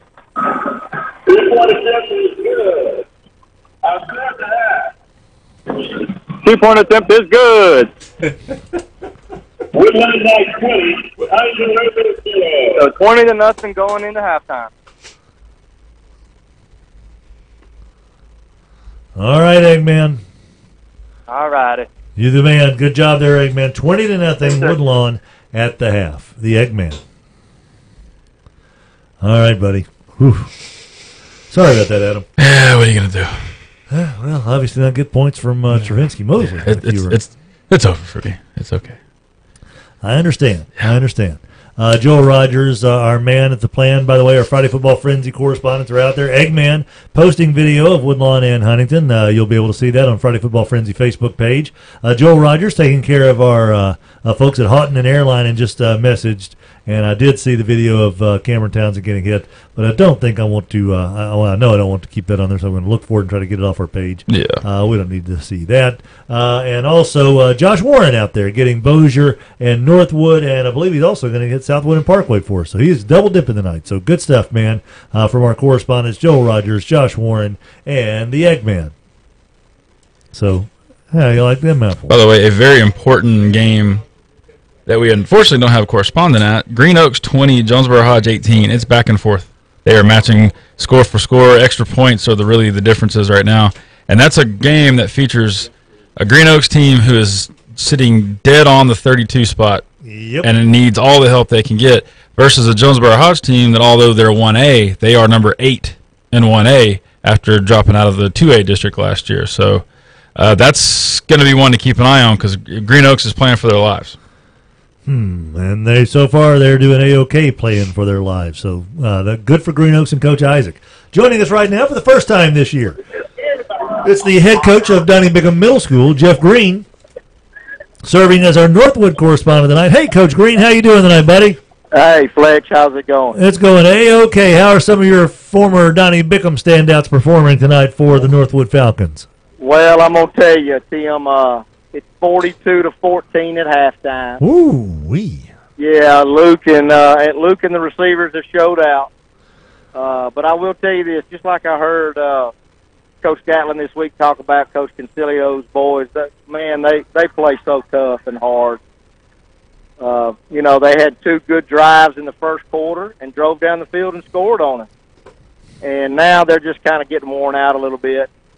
And so it's, one of those games you got to get by, Tim, before the playoffs. Yeah, you're right. Here's the deal. At this point, you want to kind of make sure that your trio standout receivers and your super sophomore quarterback, ain't no reason to put them in harm's way anymore, I don't think. What do you?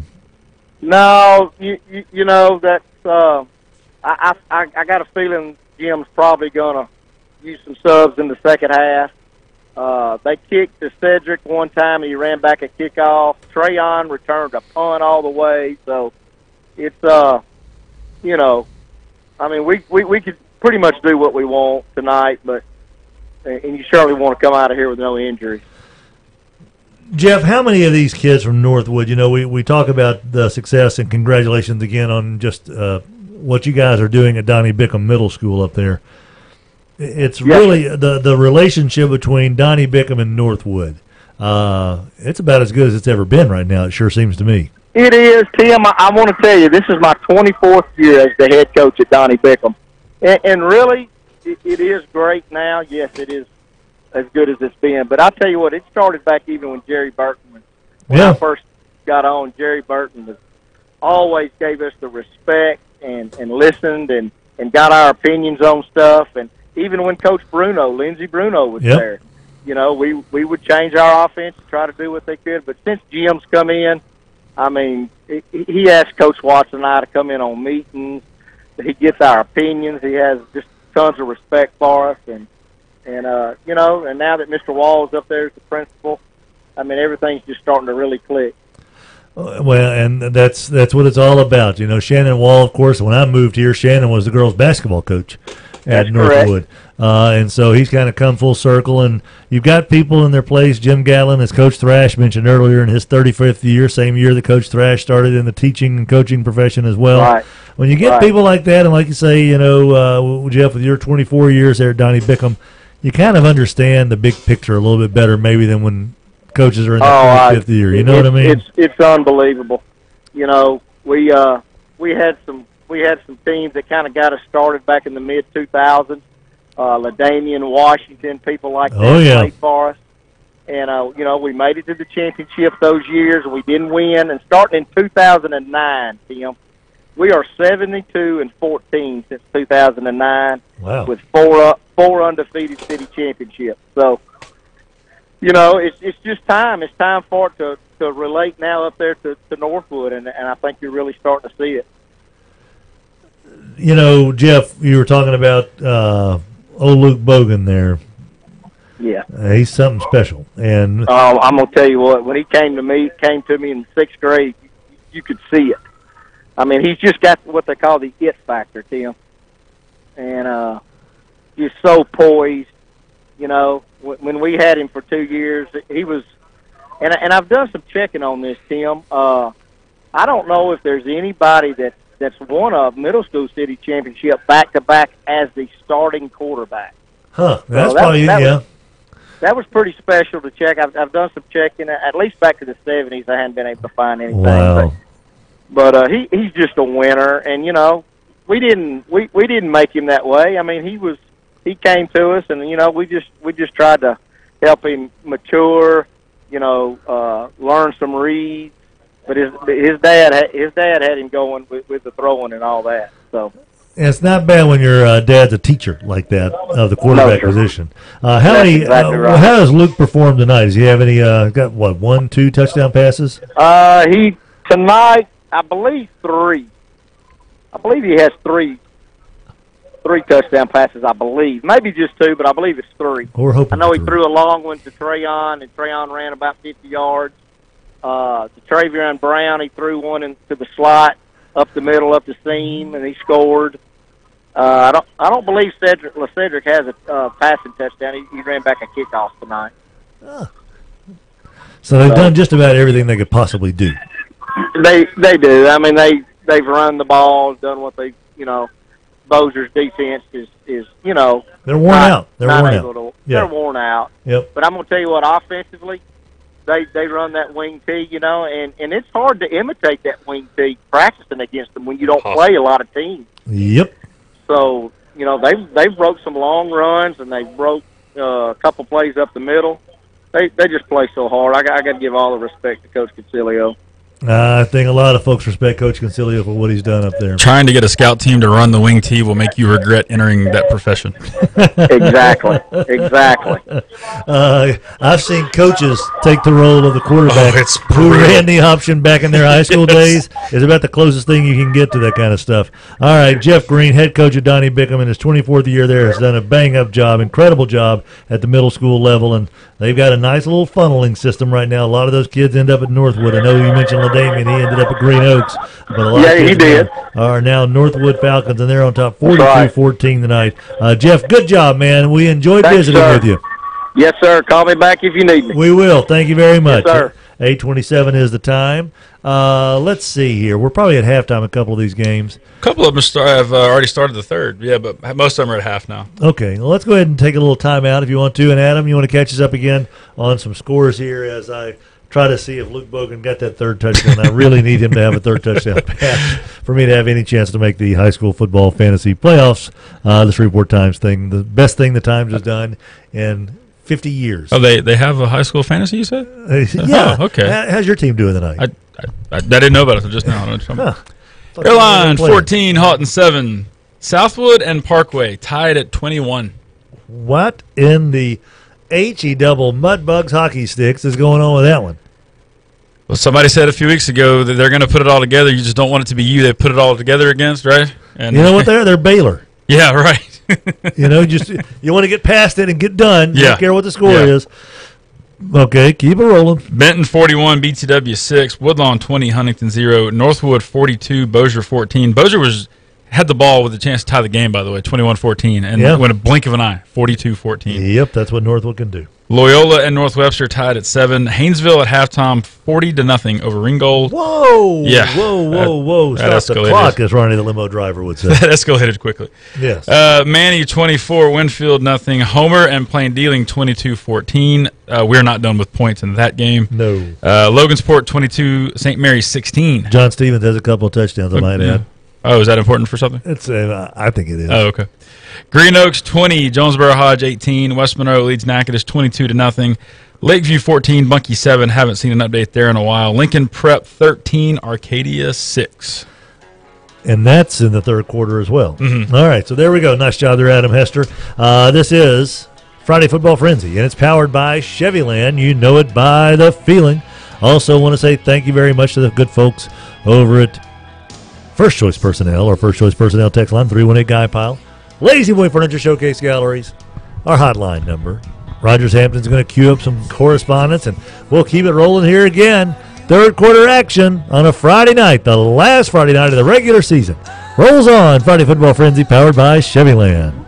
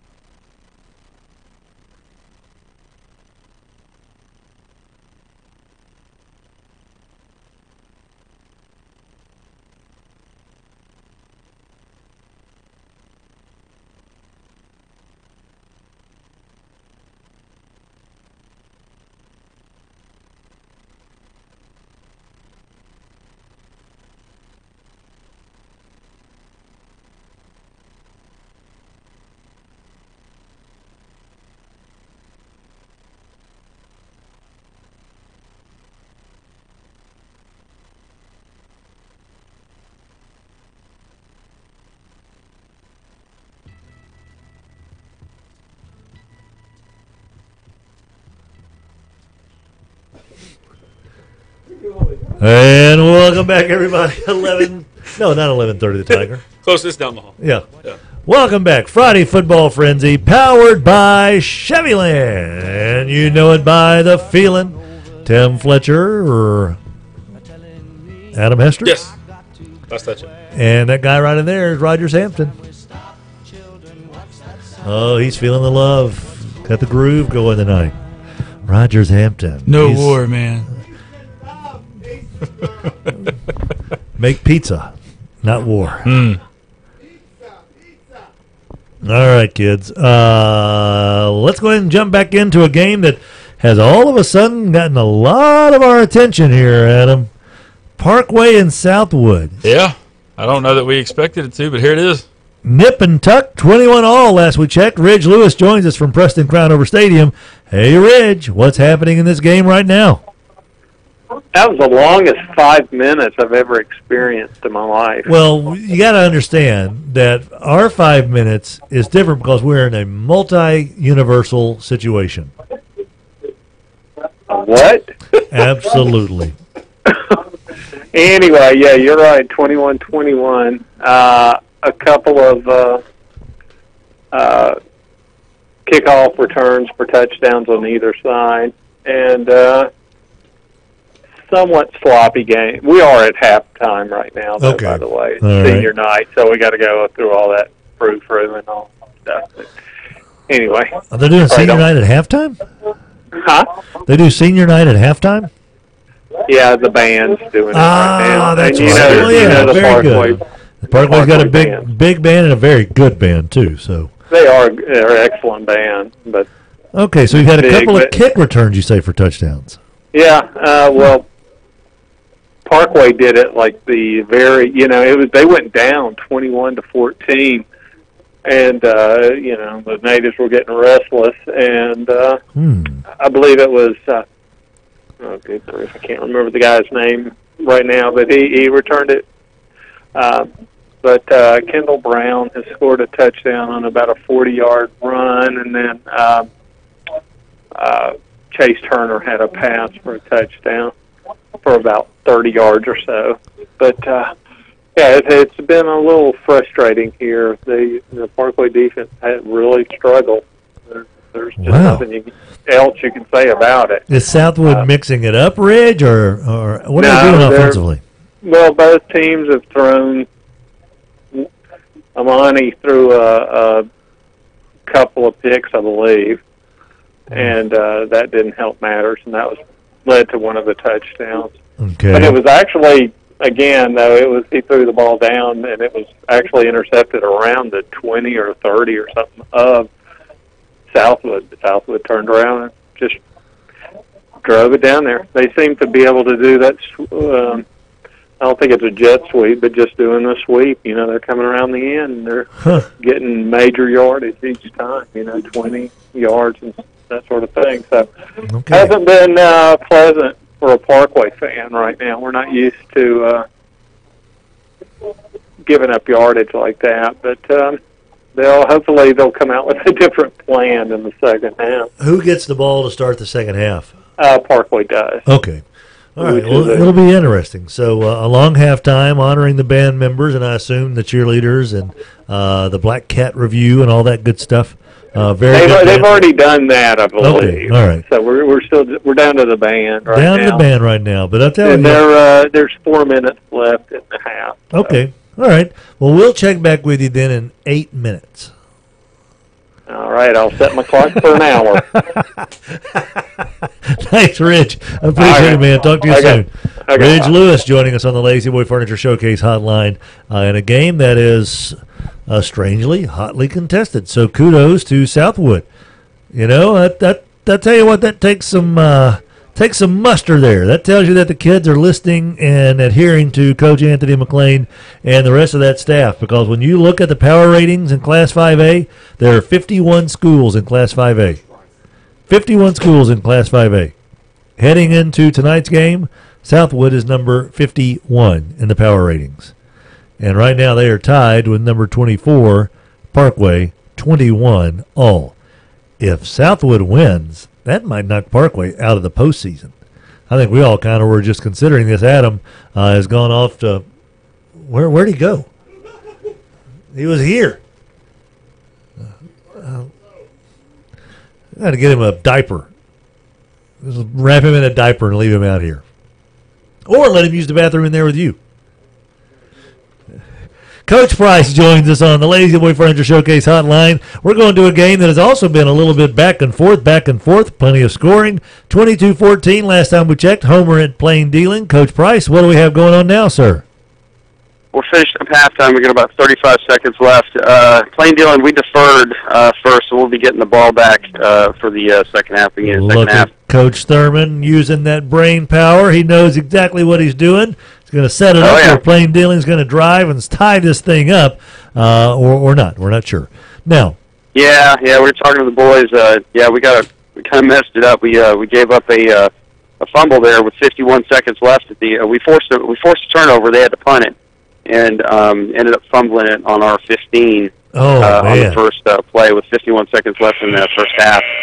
So, we kind of messed up the they score, we score, they score, we score thing. So, now we got to score, we got to stop them, and then we got to score again. That's the way. But you know what, Coach Price? That sounds like a game plan to me. Yeah, I like that. I like that. I don't know what play that is in the playbook, but score, stop, score. Well, you know what they say. If you can score more than the other team, then most of the time you're going to win. You're going to have a lot of success, I think, and if that's the regard there. So Plain Dealing down a touchdown in this game against Homer. They're pretty close to each other in the power rating, so someone's going to be able to move up and perhaps have a more winnable game on the road. Obviously one to keep up with. Coach Price, thank you very much, buddy, for the halftime update. Yes, sir. Have a good one. You too. Talk to you in a little while. 8:38 the time. Coach Price joining us there. Rogers Hampton is back on the phone again. He's desperately dialing in. Watch that man work. And have you seen? Let me check out the mullet. That is so awesome. That's Mike Gundy-esque. That's a good-looking head of hair right there, buddy. I mean, look at that. If you're watching on Facebook, that's just something else. Friday Football Frenzy Facebook page. We've got highlights from Southwood and Parkway. We've got highlights from Huntington Woodlawn on the Friday Football Frenzy Facebook page. We've got highlights of Bossier and Northwood. So we're everywhere tonight, man. Joining us right now, the esteemed Mr. Graham, the principal at Huntington High School, where the big golf tournament's tomorrow to raise funds for the Huntington golf team. And we certainly hope nothing but sunshine and great weather for Coach Shine and the Huntington golf team tomorrow for the fundraiser. But right now, Mr. Graham, what's happening in the football game with Woodlawn and Huntington? How you doing, man? Right now, we're just coming back from halftime. It's 20-0 Woodlawn. It's pretty much been all Woodlawn, but it hadn't been Mosley tonight. It's been the passing attack. They've been throwing the ball on us tonight. Yeah, we heard that Travinsky didn't play a lot in that first quarter. No, he didn't. He's back on the field now. I don't know if he was hurt or not. I mean, he was in sparingly. It's not like they took him out for the entire quarter. He came in a few plays and he went back out. So I don't know if they're just kind of trying something new for the playoffs next week or what. Now, what's interesting to me as well is your stellar running back, Craig Davis. So far, that Woodlawn defense has bottled him up. What are they doing to keep him from getting into a little bit of a lather here? Seems like they're pretty much just kind of standing their ground, not letting those holes open up for him to get open. He's caught a few passes and running really good routes. I think that's going to be a future for him on the next level, probably outside running some routes. But I agree. Right now, like I said, they're clogging those holes up, can't get open. Mr. Graham joining us here. Huntington, of course, wrapping up the first year with Stephen Dennis as the head coach. There have been a lot of good times and some rough times, but I think the thing that everyone has kind of been able to consider with his first year here is that you can see that the future is going to be bright for this fella. Yeah, definitely. I mean, you got to start somewhere, and I think he set the foundation of what he expected.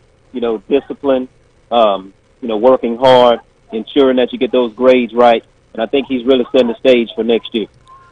Mr. Graham, who gets the ball in the third quarter? Right now, Woodlawn had the ball. They had about a 30-yard return on that first kickoff. They're on the 30-yard line going in right now. All right, so here we go. Now, I'm kind of curious. Now, Huntington right now is 36th in the power ratings, Adam. If there was any way they could storm back and win this game, would they be able to make it into the playoffs? Mr. Graham, you may know that, but they're a full point off 32. So that's a tough. That's too much ground to make up. Okay, it would be tough. All right. Well, still, you want to end the note. And even if they lose this game, I think the thing that you want to see is that last half of football. That's the thing that that hits me at this time. Adam and Mr. Graham and Rogers is some of these kids are playing their last 24 minutes of football they'll ever play again ever. That's right, and that's what you really try to push. Tonight is senior night. They got some nice gifts, and those seniors are really out there giving it their all. But like you said, this is the last time that someone plays, so they really need to leave it all on the field tonight. That old saying. I completely agree. Well, we'll see what happens here in the second half and see if the Raiders can make a comeback and figure out ways to get Craig Davis out there in space and do some damage. Mr. Graham, always a pleasure. And once again, good luck to Coach Shine tomorrow at Huntington with the golf tournament. All right, I appreciate you. Thank you, sir. Mark McGee joins us, and after this, we can get back to Loyola Northwestern. That game's in the fourth quarter, still tied 7-7. Logansport and St. Mary's, the two teams combined for a 17-1 mark. Speaking of 17-1 mark McGee joins us. What's going on, Mark? Wrapping up the third quarter down here. Ooh, that went quick. All right, what's the score? It is 30-16, Logansport. 30-16. Logansport came out and received the open kickoff. Trez Brown had about a 75-yard touchdown run that was brought back for a holding penalty and subsequently an unsportsmanlike on one of the coaches. Ooh. One of the coaches was ejected, backed us up to our own goal line. Oh, my. We were never able to recover from that. Punted to them. They got the ball on our 30 or 40, and they went in and scored. And then we just got the ball back and marched down the field and scored pretty quick. Who got the touchdown for Logansport? I didn't even see who got the touchdown. We've had a couple of guys on the sidelines, had a couple of cramps going into the second half. But they've been in with their quarterback's been out, so they've run with, I think they call it the psycho package. So it's been a lot of running the ball, just straightforward and strength to strength type deal. Okay, 30-16, getting ready to start the fourth quarter, right?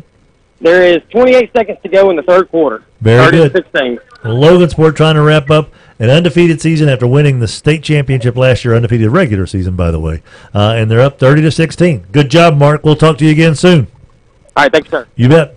We got to get to Jay Bolay or to Staten Fontaine or both. It's a 14-7 game. North Webster just took the lead. That's just fun. I know Staten's probably losing his voice. His boy's a senior on the offensive line. And J-Bo has put two kids through there, I think, on the football squad.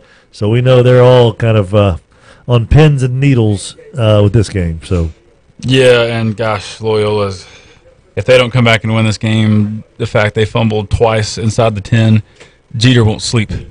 Jeter won't fall asleep till sometime tomorrow. Yeah, you're right. They have shot themselves in the foot, but right now it doesn't really matter. You got to forget about that if you're a Loyola. And North Webster is rejoicing. Jay Bolay joins us on the Lazy Boy Furniture Showcase hotline here on Friday Football Frenzy, powered by Chevyland. Hey, J-Bo, what's happening right now? Hey, Fletch, right now the score is 14-7 North Webster. We just scored with 31 seconds left in the third quarter. It's been a defensive battle the whole game.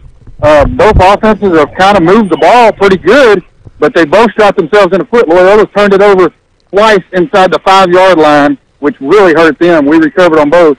And then we've had good drives, and we keep getting personal fouls or some kind of penalty that backs us up, So both defenses are doing a good job, but both offenses are really hurting themselves. About 2 minutes ago before we scored, TJ took the ball from about the 50-yard line, ran it to the 8, real nice run, and then Kyler Harbor capped it off with a touchdown that made it 13-7, and we kicked the extra point. So it's 14-7 right now, and we're getting ready to start the fourth quarter. Third just ended. Excellent job there, J-Bo. Appreciate it, buddy. Good stuff, man. J-Bo, thank you, sir. Well, it's a fun game. Oh, yeah. That's the kind of game. Close football games are so much fun to play in, to coach in, I'm sure, to spectate, to watch. It's just, love that stuff. We got to get back to airline hunting, too. You'll love this. I know it's not a game that's in our area, but St. Amant and East Ascension playing down south.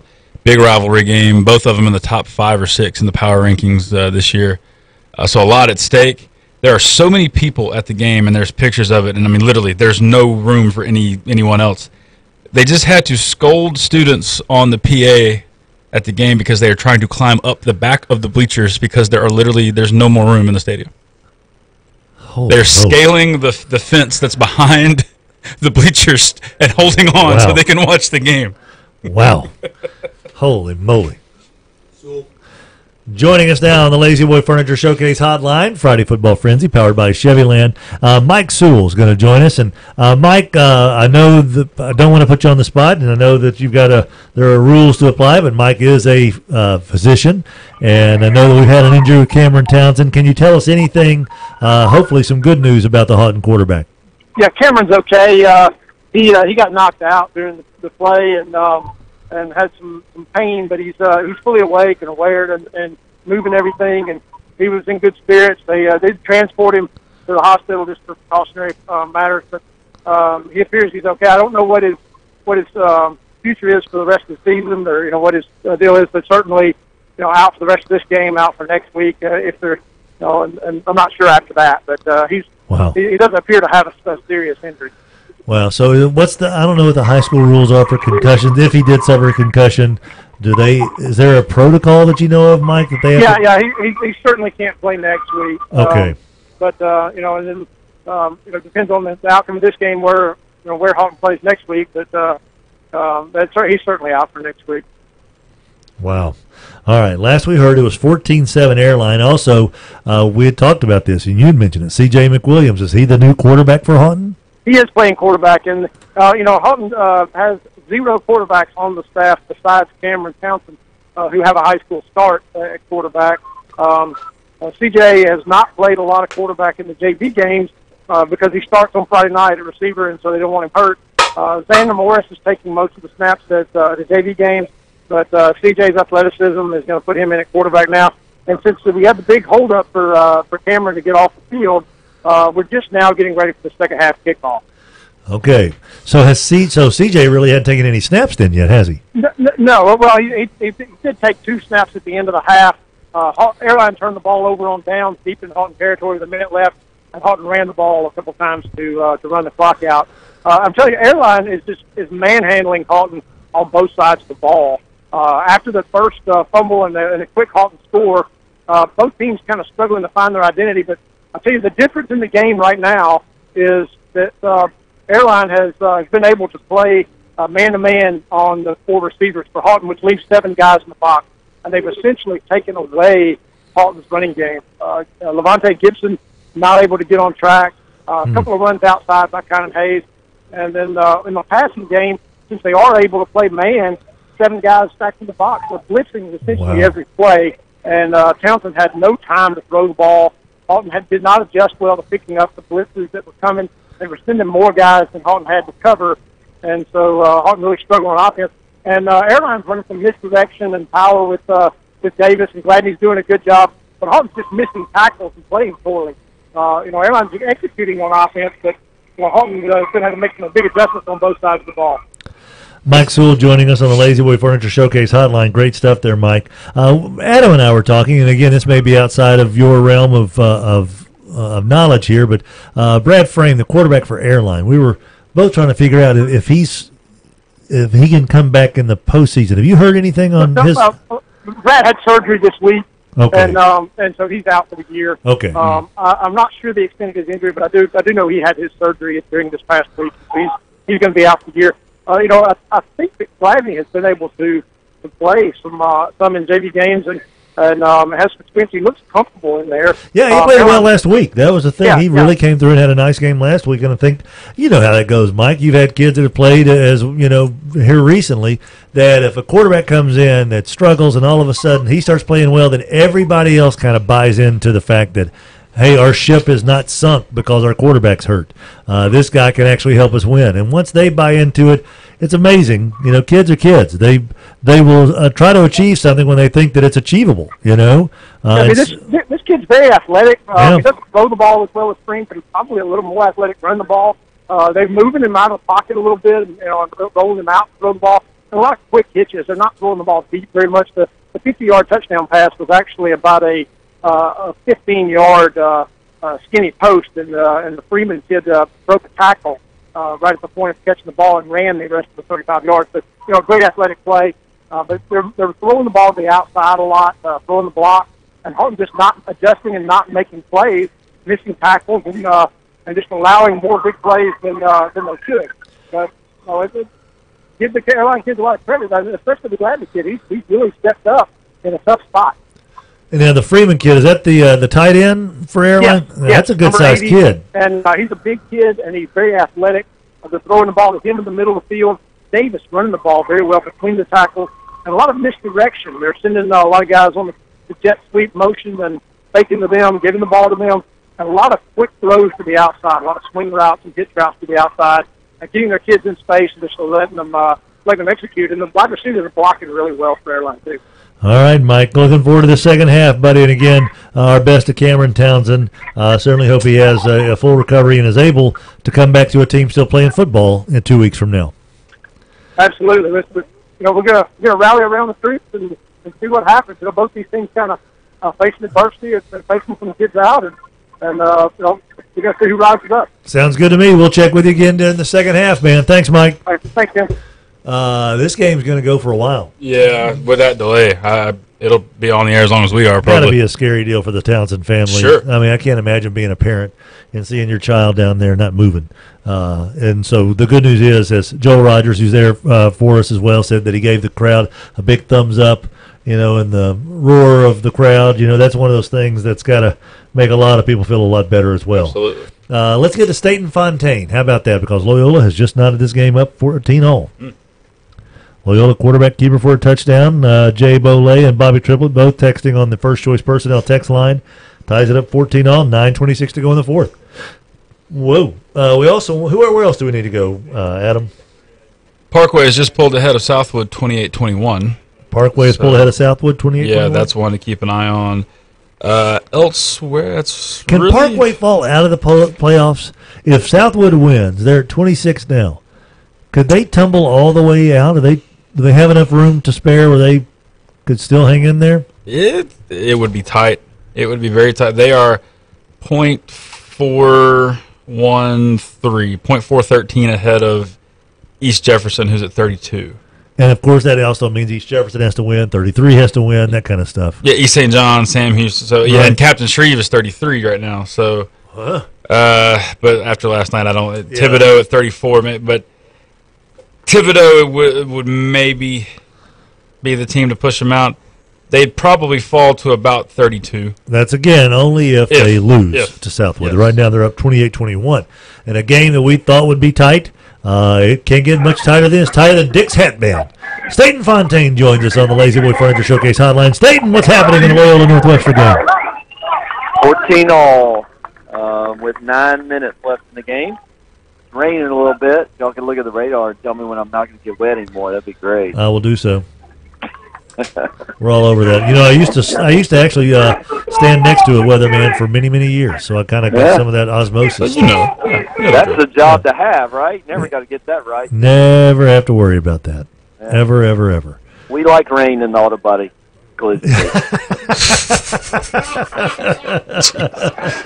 It's like being next to a quarry if you're a window repair shop. You kind of like seeing those guys go take the trucks out there. You betcha. All right, so how did Loyola come back in this game? Last we heard it was 14-7 Northwestern. They had a nice drive. They scored and we scored. Just ran the ball, had a face mask, had a couple of little breaks there, but just ran the ball down the field. And scored. Finally got inside the 5 and didn't fumble. That's a good thing. Absolutely. So, good game. You called it, Timmy. Well, every now and then blind squirrels do find nuts. That's how they stay happy and fat. How much time left in the game right now? 8 minutes and 11 seconds. It's third and 7 3/4 and on our 47-yard line. Okay, on your 47. All right. So, when do you start kind of paying attention to how many timeouts everybody has? Well, I think, everybody gets a potential drive here. I mean, I guess they could eat up the rest of this clock, but you got the pass. He's scrambling, running for the sideline. Doesn't look like he got there. 4th and Fourth and 2. Fourth and 3. 4th and 3. And what yard line are they on again? We are on. They're on our 43. They're on the They're 43. Not even hesitating. Going for it. Wow. It's kind of a big play right here, Tim. Yeah, it is. And by the way, the rain's moving out of there quickly, so you won't be. Oh, good. Yeah. Good. My wife's really happy about that. I bet she report. is. Thank you. No problem. I aim to please. 4th and 3, 7:46 left on the clock. Ooh, that's a big play. You're under center. Well, they try to just draw you off. Yep. Pass. Well covered. Well covered. Incomplete. Oh, what a terrible call. Oh, no. They called interference. And you believe that it was a bad penalty? And they're going for the ball. But, anyway, I try to be politically correct on the radio. I understand that. But in your esteemed opinion, it looked like it was just two kids going for the ball. Horrible call, in my opinion. Okay. Wow. 4th and 3, First gutsy down. call, and then you get bailed out like that. That's right. Woo. All right, so now that's first down on their 37. Yeah. 34. 7:39 left in the game. They're on the 34? Yep. That's wait a minute. That's a 23-yard penalty. No, it was on the 47. Oh, okay. You're right. You were on their 47. All right, my bad. That's all right. That's an Arkansas math. Every now and then, that's why I try to have 3 calculators nearby. There you go. All right. Oh, makes a tackle. Nice tackle. Woo. I swear, man, we're one missed tackle away, every time. We just don't have the horses to keep up with the speed. You got to make the tackle every time. When you look out there and see the Hawthorne kid for Northwestern, he's a load, buddy. Golly, he's a good-sized kid. Yep, that's 29. Is that right? Yeah. T.J. Hawthorne. Yeah. He had about a 40-yard run on their touchdown deal. He had what? He had a 40-yard run on their last touchdown. Yeah. He's good. Yep. He's really good. He's been good for a while, too. Yep. Pass again. Dropped it at the goal line. Ooh.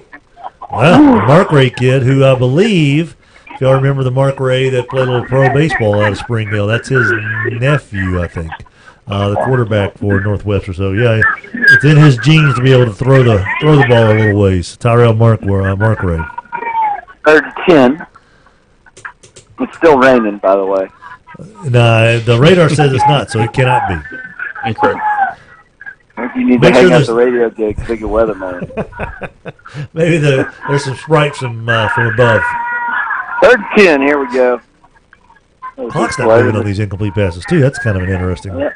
52 left in the game. Shotgun. Throw it again. Wow. Ooh. Oh, deflected but caught. Oh. Wow. First down. Well, John Ware obviously knows his players throw it and get the pass interference, and throw it and get a tip for a first down. That's great coaching. 20 on the 20. Down to the 20, and the clock's 18-yard line, and the clock's now around 7. 6:42. 6:42. Okay. I'll tell you what, while we've got Staten, go ahead and get J-Bo, if you will, too, Rogers, so we can get J-Bo's take on this, and Staten Fontaine joining us on the Lazy Boy Furniture Showcase hotline. That was according to our got someone texting us as well from there that that was a one-handed grab from T.J. Hawthorne. So kid's something else, man. He's a heck of a football player. First sweep for 8. 2nd and 2. 2nd and 3 from the 11.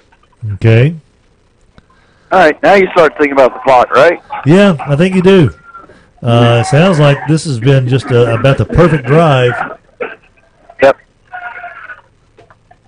For Northwestern, and I'm looking at Mark Ray's stats. He's only thrown 72 passes all season long. Wow. Heading into this game, they're chunking it around like they're Air Coryell out there. Oh, touchdown. Wow. Fumble.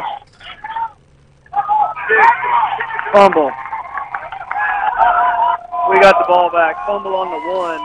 Sorry on the earliest call there. Fumble on the 1. Did it go into the end zone? No, we got the ball on the inside the 1. I thought he had scored. All right, I tell you what, Staten, we're going to put you on hold for a second. Okay. We're going to go to the other sideline. Jabo Lay joins us from North Webster. Jabo, we've got Staten Fontaine, who's boy plays for Loyola on one line. We got you. Holy moly, what a turn of events just then, buddy. Yeah, that right there kind of stunk, guys. Collar busted through for a nice run. Looked like about a 10-yard run would have put us inside the 5 and got hit and fumbled the football. We just did what they've done to us twice tonight. 5 minutes to go. For 14-14, you know, it's been one of those deals. Like I said, both teams have kind of offenses have shot themselves in the foot. The defenses have, you know, made plays whenever they've had to for both sides. So, 14-14, 5:20 to go. So both teams are just going at it. Nice, hard-fought football game. And Loyola's taking over at about the 1. Is that right, Jabo? Loyola's got the ball. It looks like they're on the it's 2nd down and 9 on. They're on maybe the 2-yard line, 3-yard line. Obviously, a turnover here would be detrimental for Loyola. Would be absolutely an asset for North Webster. And you can't have deep handoffs here either. No, they just ran a quarterback keeper. Looked like they picked up about 3 yards. So it's 3rd down and 6, maybe 5 or 6. I can't really see from where I'm at. Where's the clock ticking to right now? Clock is at 4:46. So a little bit under 5 minutes. Huh. So Jacob Allen. They got a little bit of breathing room. Coach Ware's about to have a stroke. Uh-oh. What's he upset about? Going up down. No, he's just going up down the sideline trying to get everybody fired up. It's been one of them games. Everybody's been kind of in a little lull. And it started. We got a little drizzle going on up here now. Yeah. Oh man, they're big. Oh Lord, they're big fullback number 23 just broke one for about 30 yards. Really? Wow. Yes, on 3rd down and tight. So they got 1st down on the 33-yard line. All right, Jabo. Well, 4 minutes to go, guys. Yeah, I still think there's going to be extra time tonight in this game, but we'll see. All right, Jabo. Appreciate it, buddy. Let's get back to Staten Fontaine over there on the other sideline. Staten, looks like you guys got out of a big hole just now. Go, Jacob. Go, Jacob. Go, Jacob. Atta boy. Yeah. Sorry. Nothing to apologize for. We're on, we got out. We're on our 45, 1st down. That's huge. Big run by Ebarb for about 25. Reese Ebarb, the sophomore running back. Yep. Here we go. 1st down. Ebarb again. Ebarb again up the middle. Go, baby. Atta boy. 11 on that carry. Is he following? Is he maybe following the little Fontaine kid out there? Oh yeah, the old offensive line dad loves this stuff right here, baby. Love it. What yard line did he get to? They're on their 44. Wow. 1st down. It was, if you remember, it was 3rd and 6 from their own 4-yard line 3 plays ago. Got 4 on that. They're on their 39, 2nd down. 3:34 left in the game. 3:34 left. Turnovers, by the way, if you're just tuning in, have played a huge role. Loyola has fumbled twice inside the 5-yard line, and North Webster just fumbled at the 1-yard line in what would have been the go-ahead touchdown. So 3 big turnovers tonight in a game tied up 14-all, Adam. So run upfield. Go 6. Damn. Flag. Uh-oh. Gabe Thrash, big 220-pounder. Holding dog. That'll kill a drive. Sending him back for a little bit. Adam, we need to get to Southwood Parkway at some point again? Or no change, still 28-21 Parkway. 28-21 Parkway, and that one, Airline Houghton just getting into the 3rd quarter because of the injury to Cameron Townsend earlier tonight. And Benton having their way with BTW and Woodlawn shutting out Huntington. So just kind of get you up to date on a few games that have playoff implications. What you calling here, Tim? 2nd and 15. 2nd and 15. They haven't stopped the run at the middle yet, have they? Not yet. It's a holding call. I'd take Jacob Allen, and I'd send Thrash through there, or Ebarb, and I'd have Jacob Allen follow him right down the hole. Timeout Flyers. They might be calling you. Hang on. Jeter's calling. Hold on just a second. Hey, Coach. It's going to run the bingo, bango, bongo option right here. Oh, and Roger said hi. Okay. Yeah, he should be back talking to Jacob Allen now. There you go. Hey, he's got him. All right. So, They got a mean Frito pie up here in Northwestern. I That bet doesn't they surprise do. me for some reason. No, it doesn't. Man, Frito pies are so stinking good. I can't tell you the last Frito pie that I've had. Well, that's the whole reason you go to high school football, right? Get Yeah. your Frito pie. Frito pies and corn dogs. Betcha. Hot cocoa. Well, not tonight, but hot cocoa on a cold night. Man, oh man. My last weekend, I'm about to die. I was so cold, and I'm sweating up here tonight. Yes, oh, it's Louisiana ridiculous. weather, right? And it's going to be hot again next Friday, apparently. So, Yeah. according to my, You gonna let me call in from South Louisiana? this absolutely, man. You're our hotline. You've got All right. Rogers. We're putting in extra phone lines for you. week? And Yes. thank you, Razorbacks, for making my 11 o'clock kickoff. By the way, You're welcome. thank you. We do Second what we down, pass, plant, catch, go baby, go baby, go baby, go baby, touchdown Flyers! Oh. Just like I called. Touchdown Flyers! Yeah! I don't see a baby on the roster yet. Who is baby there, Staten? Jacob Allen, a true dual threat quarterback. Kid's the leading rusher. Obviously, he's the quarterback. Does a nice job. Ooh, that was nice. Sorry about that. No problems, man. Who was on the receiving end of Screaming that? here there. No, that was good stuff. Who was on the receiving end there? I'm John Williams. Number 7. Number 7. A big extra point after John Williams, the junior, takes it in. Jacob Allen, also a junior.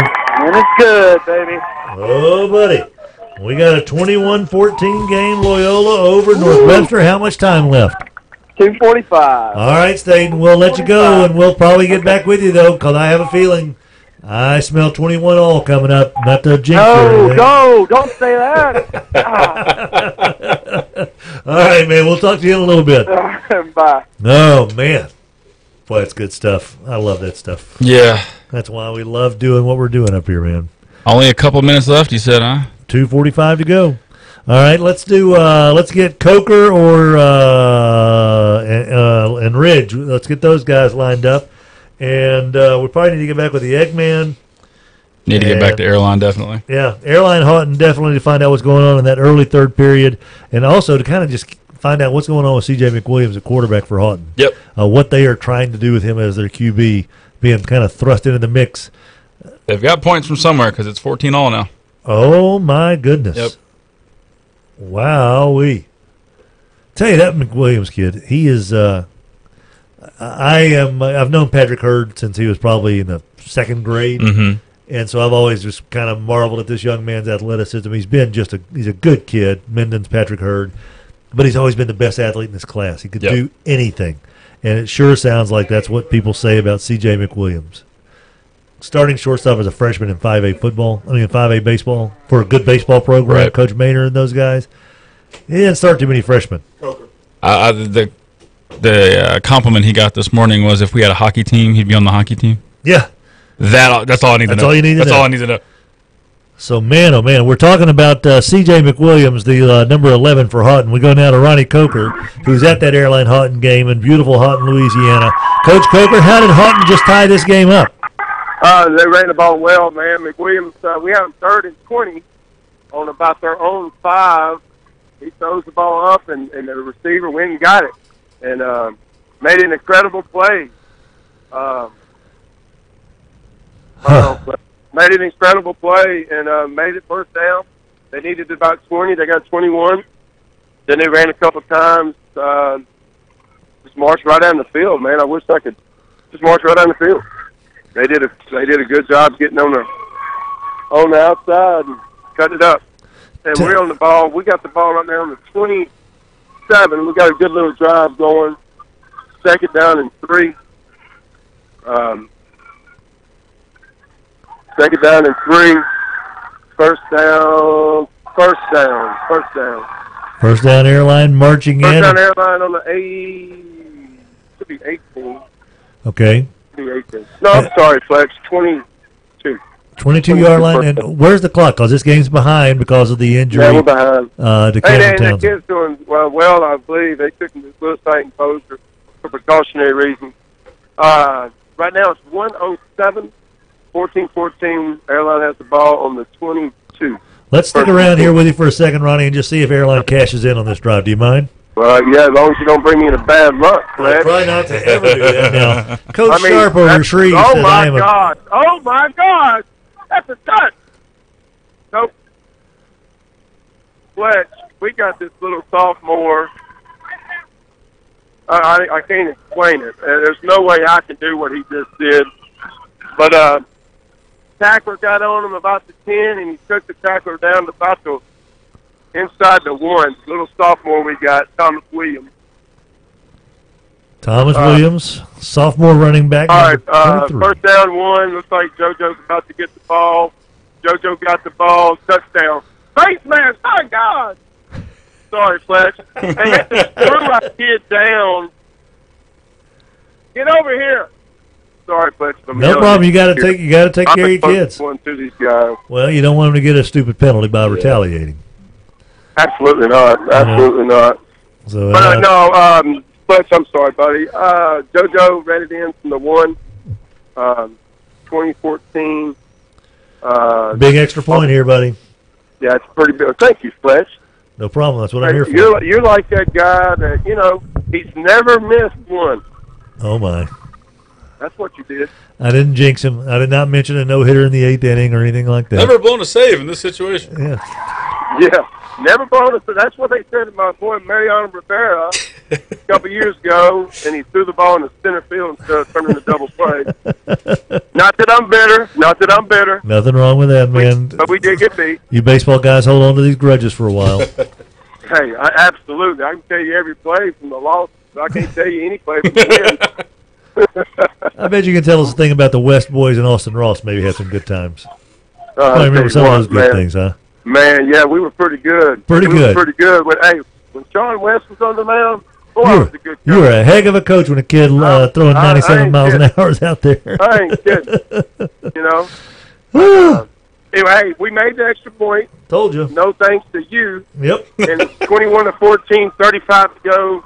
35 seconds to go in the third quarter. Sorry. Excellent job. Ronnie Coker, appreciate it, buddy. All right, talk to you in a minute. All right, let's take a time out here, guys. Let's regroup. And Adam, you want to get? I've got to go powder my nose. So as big a nose as I have, this might be a 5-minute timeout. We have had a lot of points scored in just the last 5 minutes or so. Oh, crud. Now I want to stop and listen to see what the scores are. So I'm okay. Make sure you're up Adam, to date. How about the scores? I hope I'm up to date here. Airline and Houghton tied at 14. Well, no, 21-14. Or 21. Yeah, God, that just happened. I don't know if you heard. Ronnie Coker was on. No, I'm trying to keep up with, like a dozen more games. It's fine. Okay. Airline 21. Houghton 14. Parkway now leads 34-21 over Southwood. Okay, so a little breathing room. Yeah. Haven't seen a change in Benton BTW in a while. I still have 41-6 there. I imagine that clock's rolling. Probably so. I haven't seen an update Woodlawn Huntington in a while either. How about an Eggman call after a little bit, Yeah. Rogers? Is that okay with you? All right. Very good. So I've got 20-0 Woodlawn there still. Northwood 49, Bossier 20, Loyola 21, North Webster 14. We may want to get back with them pretty soon, Got to too. get there soon because that game's going to be almost over. Haynesville 46, Ringgold nothing, Manny 43, Winfield nothing. Homer pulling away from Plain Dealing 36-14 now. Logansport 30, St. Mary's 16, Jonesboro Hodge 26, Green Oaks 20. That one's back and forth. West Monroe 46, Natchitoches nothing. Lakeview and Monkey now tied at 20, and Arcadia 36, Lincoln Prep 25. Very good. All right, let's see here, Rogers. Let's get to let's go to J-Bo. Let's do J-Bo first, then Eggman, and then Ridge. J-Bo, Eggman, Ridge. How about that when we come back? Is that all right with you?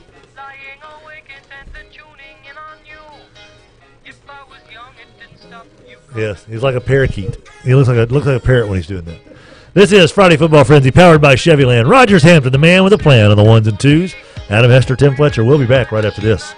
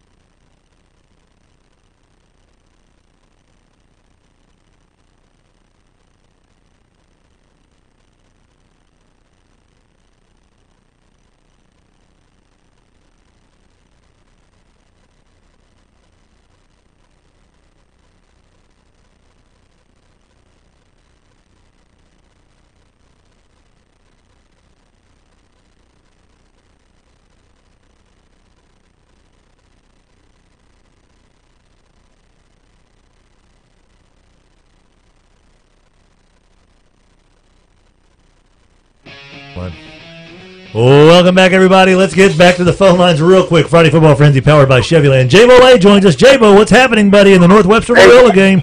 Hey, guys, second down and goal from the 15, 30-something seconds to go. Quarterback scrambling, just got tackled. He didn't gain anything. Coach Ware's calling a timeout. So it's going to be third and goal with 29 seconds to go. Loyola scored on their last possession. Number 7 caught a little slant across the middle. Looked like, I think, about a 40 or 45-yard touchdown. We've gotten the ball on like the 31 on the kickoff, and we've driven down the field, got it to the 5-yard line with a pass from TJ. He caught a little hitch, took it like 25 yards to the 5. Very next play, a holding penalty, backed us up to the 15. We were like inside, looked like right at the 2-yard line when that happened. So right now it's third down and goal from the looks like the 16. We might have lost a yard on that last play with 29 to go. Third down and goal from the 16. From the 16, you said, J-Bo? Yes, from the 16-yard line. Okay, you got 2 plays to cover 16 yards of real estate. That's it. What do you do? And I think we got 1 timeout left. Okay. So you got TJ spread wide left. Quarterback's in the shotgun. Loyola made a real good defensive play early. They guessed, blitzed everybody up the middle and ate us up. Oh! Did a little tossing play to TJ, and the ball hit his hands and come right out. So it's going to be fourth down. Fourth and goal with 24 seconds to go, guys. Both teams have played a great game. They're both wore out. Crazy. Loyola's had more opportunities to score than we have, that's for sure. Loyola just called another timeout. Okay. We'll get Staten Fontaine on the other line here to get the reaction to this play as well after J-Bo describes it for us. J-Bo Lay, who's done a great job for us every year covering Northwestern. Can't tell you how much we appreciate it. And, of course, Staten Fontaine this year, his first year covering Loyola for us, has been fantastic as well. So y'all really do a great job bringing us into the game and telling us, making us feel like we're there, J-Bo. So, man, great job so far. Thank you, guys. You know, I enjoy it. So yeah, it's been a lot of fun. It's been a lot of fun. Yes, it has. We got to get this in the end zone. This is for the district championship right here. So yes, it is. Hey, and that's what district games are supposed to come down to. Last play of the game. So we want to get it to overtime. Here we go. All right. Coach Reeder's in there trying to come up with the perfect play. I don't know if we've got one of those tonight, but Loyola's defense has done a great job against us. It's been a really, really good football game. Fourth and goal from the 16. Here we go. We're in the shotgun. Bring the house. Will chunks it up the middle. Intercepted. Hey, flag. There's a flag. They basically tackled TJ. I don't know if that's a pass interference or I don't know how that's going to work. It's going to be a first down or what. But it looked like it was on about the 3 or 4 yard line when it happened. Holy moly. I don't know if that's an automatic first down. I don't know if that's an automatic first down or replay fourth down from that spot. See, that's the thing, J-Bo. We've talked about this, and there was another penalty earlier tonight where Staten was talking about that. I remember distinctly a Bird-West Monroe game years ago where there was a pass interference penalty, and it did not end up being a first down. That may be the one. That may be the call where it's not automatic. Still fourth down, guys. Yeah, that's right. Fourth down. Okay. 16 seconds to go. It's fourth down on the 9-yard line. Ooh, yeah, they just took about 5 yards from us, guys. Wow. 23 just blew through there and sacked our quarterback. Wow. Wow. Hey, that's the second time he's done that on this drive. Awesome play. All right. Awesome play. J-Bo, that's going to wrap it up, isn't it?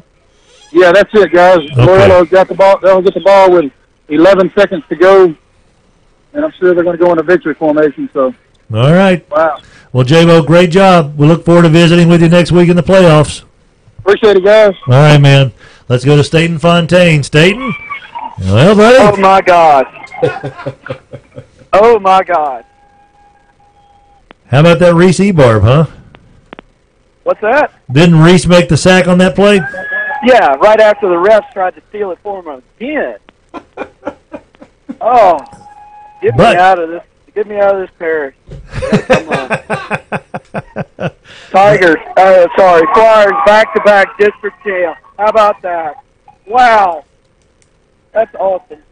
And there's your final, 21-14. And he beat the refs, too. It's a beautiful game. Wonderful. So you did not agree with the pass interference call? Oh, my. There was 5 Flyers back there and 1 guy. No way. Everybody's going for the ball. It's a jump ball. Right. You can't call that. I agree. All right. But it's you got the benefit of the high school football rules here in Louisiana. It's not an automatic first. So it's a weird deal. I don't understand the way that they deploy the penalty, but it ends up working out well for you, and the Loyola Flyers win 21-14. Staten, we get to talk to you again next week, I hope, in the playoffs. That's right. I'll be there. Great job, man. Y'all be careful coming home. All right. Thank you very much. Bye. What a game, man. It's a nice win for Loyola. I mean, obviously with a district championship, and it won't give them the huge power rating bump because North Webster, their schedule has just been so brutal. But personally and internally, within the team, they know going up there how hard that is. That's a big win for Loyola. And North Webster will probably fall to 28, 29. They've got a pretty sizable cushion, even though they are kind of lower in the 20s over the 33 and 34 teams. So yeah, I would imagine so. So 28, that means maybe Richwood. Ooh. At least they wouldn't have to go far. Caldwell Parish also wouldn't have to go too far. Right. All right, Ridge Lewis joins us now on the Lazy Boy Furniture Showcase hotline. Parkway has been in a dogfight with Southwood, but they've opened the little breathing room of late. Hey, Ridge, catch us up to date on your game, buddy. Well, as soon as you say that, it's 34-21 Parkway, but we now have Southwood at the 20-yard line of Parkway, so they are driving. So you're blaming me? I already got blamed by Coker. It's always your fault, Staten, man. I get blamed by you. Holy moly. I haven't even been home yet. What's it going to be like there? I'm sure I left the lid up or something. No, you brought some good karma that time because it was incomplete. So it's 2nd and 15 now. I'm surprised you didn't give Rogers the credit for that. 2nd and 15 now for Southwood. How much time left in the game? We've got 8:45 left. Huh. Parkway late, long run was game. really That's no deal. kind of turned the second half around. It's been all Parkway, but they shot themselves in the foot with a really bad roughing the kicker or the punter penalty that just allowed this drive to continue. They'd shut them down at like the 20 or 30 up on the Southwood side, and then all of a sudden now Airline Park. Why do I keep saying that? Southwood keeps driving. Well, I got a friend that keeps me posted on the Airline game, so I keep listening to that. How did Parkway score their 2 touchdowns here in the second half? Long drives or short bursts? Yeah, they were pretty substantial drives. Okay. I believe one was I know Amani scored one up on about a 7 or 8 yard run, and then I think Kendall Brown scored another one. Okay. But they were all extended drives. And that's what's kind of been the thing. It's kind of eaten up a lot of the clock in the second half. All right. But we got a timeout right now. Okay. It's going to be 3rd and 15. All right. Let's see what happens on this 3rd down play before we like jump I said, over elsewhere. It's a timeout again, as usual. We're really good at catching you in timeouts. You always call during timeout. Well, now that can be Rogers Hampton's fault. That is not me. I'm not the one. No, I didn't tell you to call Rogers. Oh, wait. He says that I told him to call? He's taking notes on when I tell him to call people. Is it still 21-14 Airline, Hawk? Last we checked, is it still 21-14 Airline? Yes. Yeah, Yes. Because rumor is if Airline if Houghton were to win, we might end up going to Houghton, which would be much better than Destrehan or Zachary. Oh, God, yes. I completely agree with that. That would be one whale of a game for the first round of the playoffs around here. Right now, Houghton, if Airline wins, Houghton would probably fall to 15. And if you guys win, could you climb up to 18? I don't know. Really? Yeah. Okay, here they go. Snap. Adam's working on he's actually fumbled the ball. I'm trying to see who recovered it.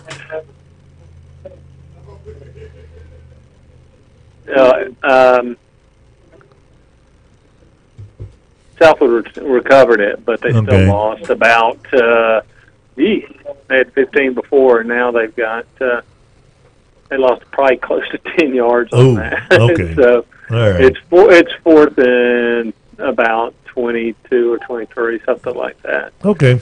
All right. Looks like Parkway's going to kind of handle their business here. If something happens. No, it's still 7 minutes left. I understand. Anything's possible. Thanks, Tim. Way to go, Tim. I'm not trying to jinx Ridge whatsoever. But if we see a score from Southwood, we'll come back to you. How about that, Ridge? Sounds good. All right, man. See you, Ridge. Let's see. We need to get to Logansport here pretty soon, I think. Adam, you got any other? I'm curious if St. Mary's is closing that gap a little bit. That is actually a final. What? Yeah. Logansport, St. Mary's is our Logansport 36, St. Mary's 30. I thought they would close it up a little bit. They did. All right. And Airline has just scored to take 28-14 lead. Oh, my. Okay. That's a huge win for Airline. That would be enormous for Airline. Eggman joins us on the Lazy Boy Furniture Showcase hotline here on Friday Football Frenzy. Powered by Chevyland on News Radio 710 Kiel, 101.7 FM. Hey, Eggman, Woodlawn, Huntington, what you got? It is 26-6, Woodlawn with 9:48 remaining in the game. 26-6, and was it 20-6 and then 26-6, or was it 26-0 and then?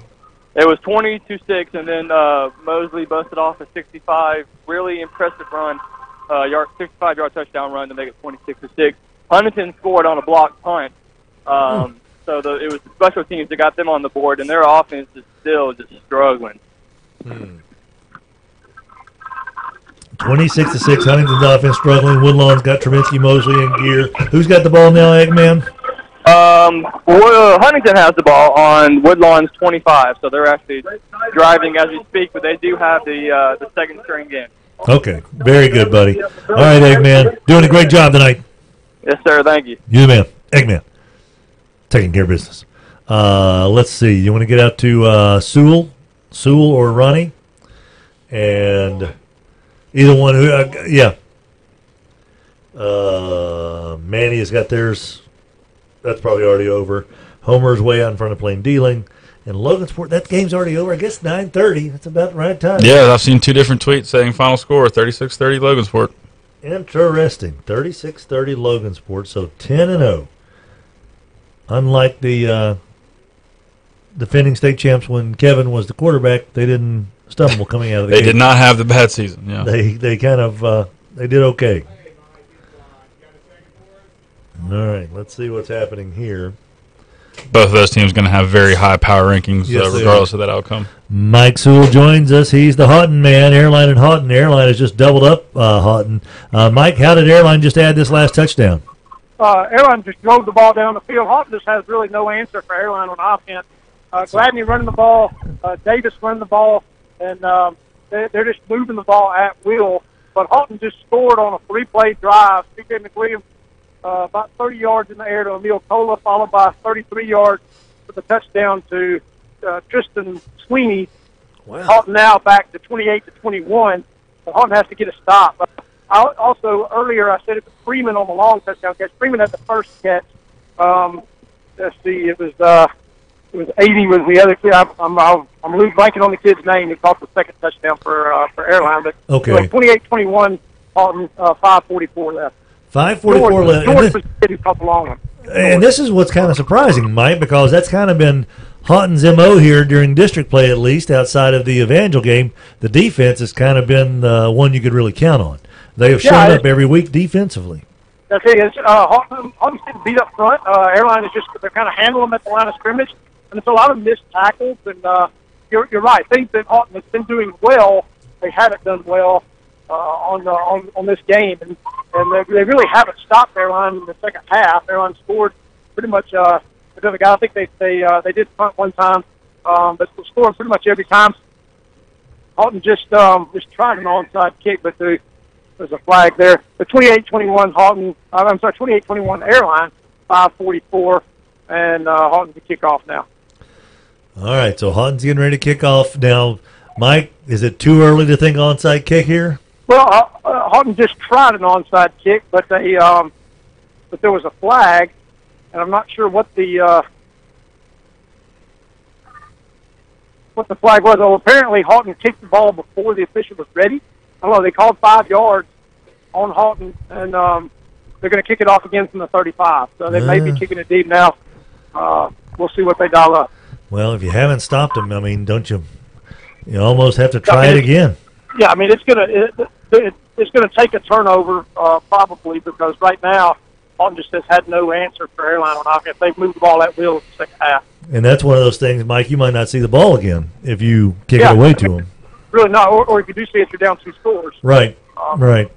So here's the kickoff, and it's a pooch kick, and it's handled by Airline, who's now running it back. Let's see. And we got to play down. So Airline's going to have the ball at their own 45, and Hawkins going to have to get a stop. 5:34 left. Airline can seal it if they can just maintain possession. Very good, man. All right, buddy. Mike, we appreciate it. Mike Sewell. Okay, Tim. At Houghton, where they've cut the lead to 7, but Airline's in control of this thing. Are you a little surprised, Adam, that Houghton's defense is kind of Airline's depending heavily on the run, but apparently it sounds like the Gladney kid, Jordan Gladney's done a nice job. It sounds like they've really found something with him. Yeah, so I don't. This is one of those deals where we thought Houghton had really secured that second spot. Absolutely, behind Evangelist. So yeah, it is a little surprising. All right, where do we need to go to next here, fellas? We just heard from Eggman. Did we get a final from Benton BTW? Yeah, that is 55-12. 55-12, that's the final. Northwood Bossier. Let's go back to Jeff Green, Rogers. Let's get Coach Green to kind of give us the final capsule there of Northwood and Bossier. Northwood wrapping up an 8-2 season, aren't they 8-2? Yes. Doesn't that sound right? I think so. And of course, they came mighty close to being 9-1. So, what a heck of a year for the Northwood Falcons, as they end up second in the district play, behind undefeated Benton.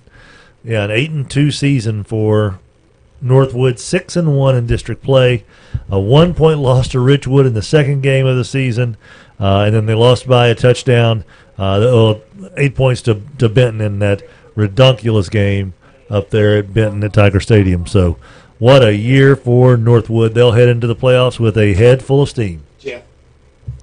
Donnie Bickham Junior High, Johnny Bickham Middle School head coach Jeff Green joins us. He's been at the Northwood Bossier game. Hey, Jeff, what was the final score in your game, buddy? Final score was 56-28. 56-28. Northwood 8-2. When is the last time Northwood won 8 games in a regular season? Jeff, you have any idea? Well, it's been a while. I think it was back when Jarek Peterson quarterbacking. Yeah. And, they won about 2 playoff games that year. Yep. They went down to Washington, Marion, and then they came back, and, of course, Carr beat us at home that year. 56-28. We're excited. I can imagine. Obviously, a home playoff game. How did as far as the third, fourth quarter, how much time did you see of the trio of wide receivers? And he came in. Luke and them came in for 1 series, maybe 2, and then he had a lot of subs, a lot of freshmen. Even the freshman quarterback, who was our running back last year, came in as quarterback and scored a touchdown. So, Coach, who's that big kid you had last year that's eating them up on the line of scrimmage for Northwood? He's a freshman, right? He's a sophomore. Okay. Corey. My mind's gone blank on me on the big number 99. Yeah. Corey Breeden. Yeah. Corey Breeden, isn't it? Yes, I believe so. Yes, sir. Corey, and he is really coming to his own this year. He's got some good breeding. Yes, there you go. I think he's up to Corey Marshall. I'm sorry, Corey Marshall. Corey Marshall. That's it. Corey Marshall. He's up to about 6'3", 295, and the thing about him is, Fletch, his feet are so good, and that's what you want to see. These colleges want to see how quick those feet are. Yeah, you're right. So he's got the size and the speed. Well, he's a guy that I know that will be getting a lot of attention over these next Yes, sir. 3 years. So, Yes, sir. just another one of those Donnie Bickham Middle School graduates that That's moves it. over to Northwood. That's it. All right, Jeff. Well, we're looking forward to the Okay, playoffs next well, week, man. Just looking forward to it. We're going to see who we play here. I'll probably go by the field house tonight, and I bet they have it figured out. I bet they do too, and we may be trying to get in touch with Gatlin here in about 15 minutes or so. Yes, so, sir. All right, buddy. Good job there, Jeff. Enjoyed it. I know I'm not as, certainly not as good looking as Coach Gatlin's daughter, but I appreciate the time on the radio. All right, man. We appreciate you, go Jeff. Falcons. Yes, sir. Well, heck, we hadn't had to have Morgan this year because she's the Parkway dance line coach. Yeah, she's busy herself. Yeah, and she's dating a Houghton assistant coach, so we don't know where her allegiance lies. It's good. You just pick the best one. About week 10, you say, what's the best shot I have here? Right. And you go for it. So, yeah, well, we get Morgan Gatlin as our backup Parkway behind Ridge Lewis. Will she be our go-to source for Northwood, or will she follow her boyfriend when Houghton goes to the postseason? Let's get back to Airline Houghton, Rogers. Let's go to Ronnie Coker and see if Airline's been able to salt this one away. 28-21. That's about the last game we have, isn't it, Adam, as far as it's still Jonesboro, Hodge, and Green Oaks. We couldn't get a correspondent from Green Oaks. Whew, in Lakeview Bunkie. I don't know what's the repercussions there. Both teams I don't think very much. I think Bunkie is out of it as well, are they Just not? unless some teams played them in non-district. Now, Bunkie is 32 heading into the night, and Lakeview 38, so playing for pride, perhaps. Well, there might be some teams that played them in non-district games that are trying to see if they can steal a point somewhere. All right, now let's go back to that Live Oak thing. Earlier today, Mike Suggs was telling us that for Bird, who did they need to win tonight? Ronnie Coker joins us on the Lazy Boy Furniture Showcase hotline here on Friday Football Frenzy, powered by Chevyland. Coach Coker, last we heard, 28-21 with about 5.5 to play. What's happening now? 35-21 us, 3:20 to go. Houghton's got the ball on the 25, their own 25. They got all their timeouts left. 35-21, second down. Nice play. Man, they got a lot of speed. Yeah, they got speed to burn. Ronnie, I'm telling you right now, I am surprised. Houghton's defense has been playing lights out outside of the Evangel game, and that's kind of a given, when you play Evangel. But from what Mike Sewell's been telling us, he goes, man, we haven't been able to stop Airline at all. Said they have been blowing us off the line of scrimmage. They've been breaking tackles. Is this the best Airline's offense has looked, especially since Brad's been injured? I was just telling Coach Taylor, our linebacker coach, was talking a little bit about it. Jordan, Brad Freeman is special. Fletcher's special talent. Jordan comes in and runs the ball very hard in between the tackles with us, hard. Does everything we can ask him to do, and done a good job protecting the ball since he's been starting. Good point. And that's the best thing the quarterback can do. That's not usually the starter. Fletch, I'm sorry to cut you, man. It's No. rude of me. We just got the ball. They just turned it over on downs. Hopefully we can just run out the clock with 2 minutes to go. Sounds like Fletch, do y'all know the North Webster final? It's 14-14. Loyola won. Loyola won 21-14, back-to-back district titles for the first time since 1973-74, according to John James Marshall. Yeah. It was Jesuit back then. Yep, I believe. Was that JJ's year? When did they win the state title? 73, 74? No, I don't think it was 73. And Jay, I don't think. I mean, JJ's not that old. He's not that old. No. If he is that old, he covered. JJ's 60, isn't he? He's older than us. He's Rabouche's age, right? So he's 58, maybe. Yeah, just throw everybody under the bus while Yeah, we are. 57. I don't know. I am sure if we keep talking about it, JJ will shoot me a text or something and tell me, "Say, man, I'm not 60." No, he's not 60. Ben's 60. That's what it is. Ben is 60, and I think JJ's 57. Rogers said that JJ Marshall is 60. Yeah, Rogers Hampton said he was 60. Adam Hester said that JJ was 65. I said JJ was 45.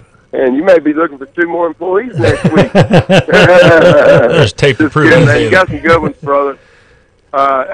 We just we took a knee. Okay. Minute 35 left. There you go. What a win. Big win. Big win for our kids. And our kids are, Fletch, they're cheering for each other. And and I love that. You know, that's handed down from our coaches to our kids, and our kids are. And it's just not a proud athletic director talking. I mean, these kids are bonded together ever since Brad's injury. Just came together as a team, man. Good stuff. Good stuff. Hey, I'll just hang up and congratulate our coaches. Good deal, man. Thanks, Coker. We'll talk to you next week. You guys. Appreciate you. Same to you. So Houghton finishes in the regular season 7-3, 4-2, and Airline finishes 7-3, 4-2. Wow. That's a nice little story for the Airline Vikings. Yeah, it is. That's a huge win for them. I did not see that coming, to be honest I didn't either. Yeah, of course, injury happened. Injury to Cameron Townsend, obviously. That's a pretty big one. But plays a role. Still, no, I didn't see that coming at all.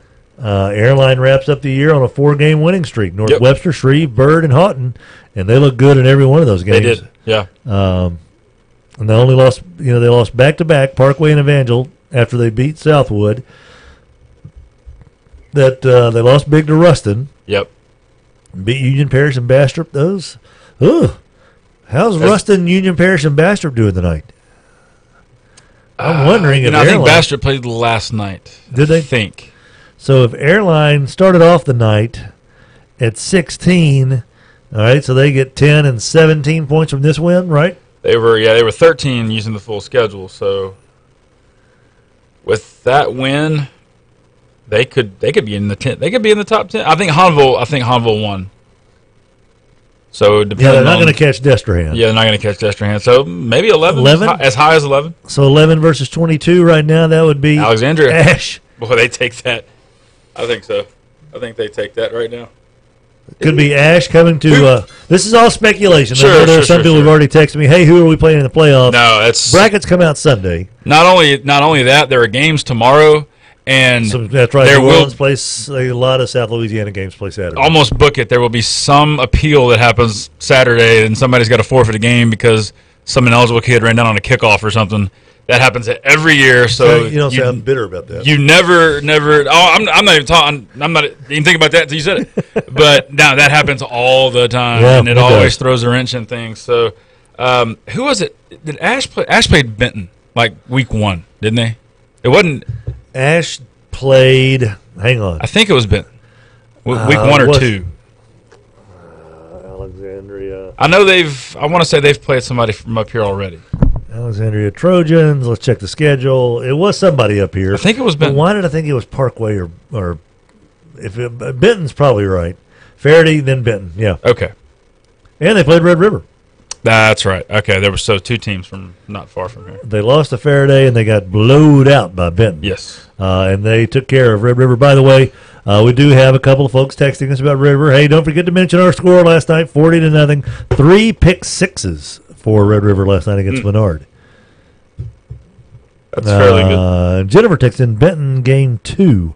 Yeah, she's saying that Ash played Benton in game 2. Okay. So, how good is that stinking Benton Tiger team? Very good. My gosh. I mean, I know I don't think, and I'm not trying to stir up trouble here, but I don't think anyone's going to beat Edna Carr in the playoffs. Those top, 3? Well, I don't know about Lakeshore, but Warren Easton, Carr. What Carr did to Warren Easton last night is all I need to know. Yeah, right. Carr's going to have multiple injuries, and they're going to have the worst game of their lives to I think, to not win a state championship. At least Benton won't have to hear Warren Easton, Lakeshore, or Carr until the semifinals. Yeah. So at that point of the season, strange thing. Who cares? Yeah. Yeah. Throw it out there, shoot your gun, see what happens. Yep. So Benton will be the 4 seed. That's just about a cemented deal, don't you think?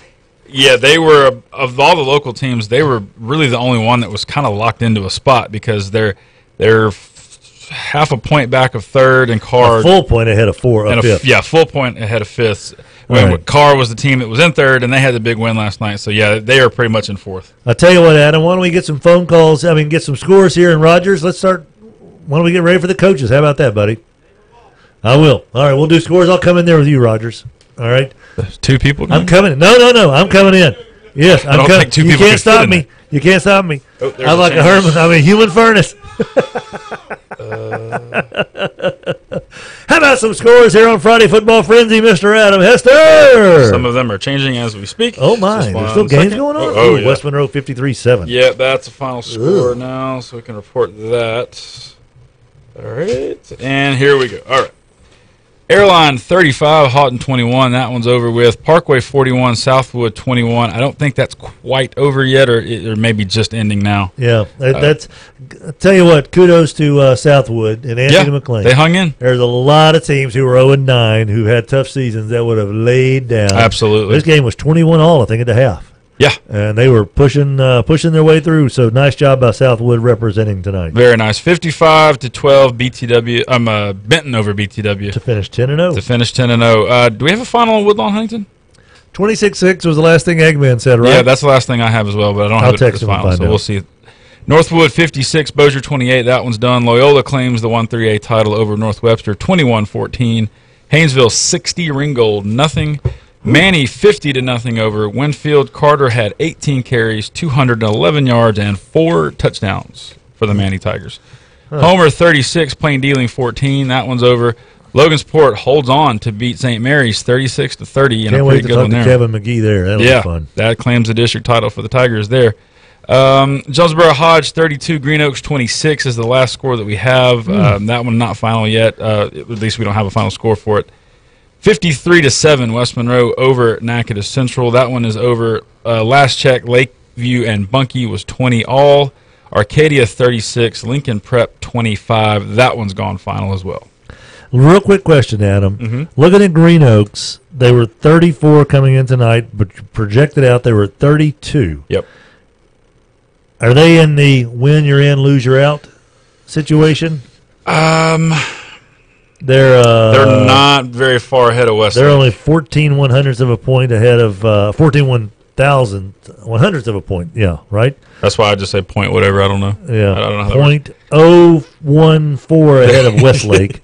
And they're 0.3 of a point behind Marksville. So it depends on if Westlake and Bruisley and Pine Prairie. They will get a little bit of a bump even if they lose as far as picking up their opponent's wins, because Jonesboro Hodge, if Jonesboro Hodge wins, that would be 7 points going Green Oaks' way because they're in the top 10 in 1A. So yeah. But they would rather have 16 than 7. And Green Oaks also, let's go back to their schedule here real quick. I know I want to get to the coaches here, but I want to. It would be fantastic if Green Oaks can make the postseason. Natchitoches Central and Shreve aren't going to help a whole lot. BTW is not going to help them a whole lot. Mansfield will help out. Yep. Plain Dealing, not so much. Haynesville, that's a nice one to add to the till. Franklin Parish. Where is Franklin Parish? So they'll get 8 points from Haynesville. They'll get 4 from Plain Dealing, right? Mansfield 7 or 8. BTW 1. Natchitoches Central 2 or 3. Shreve 4. Franklin Parish was pretty bad this year. 1 and 8. Yeah.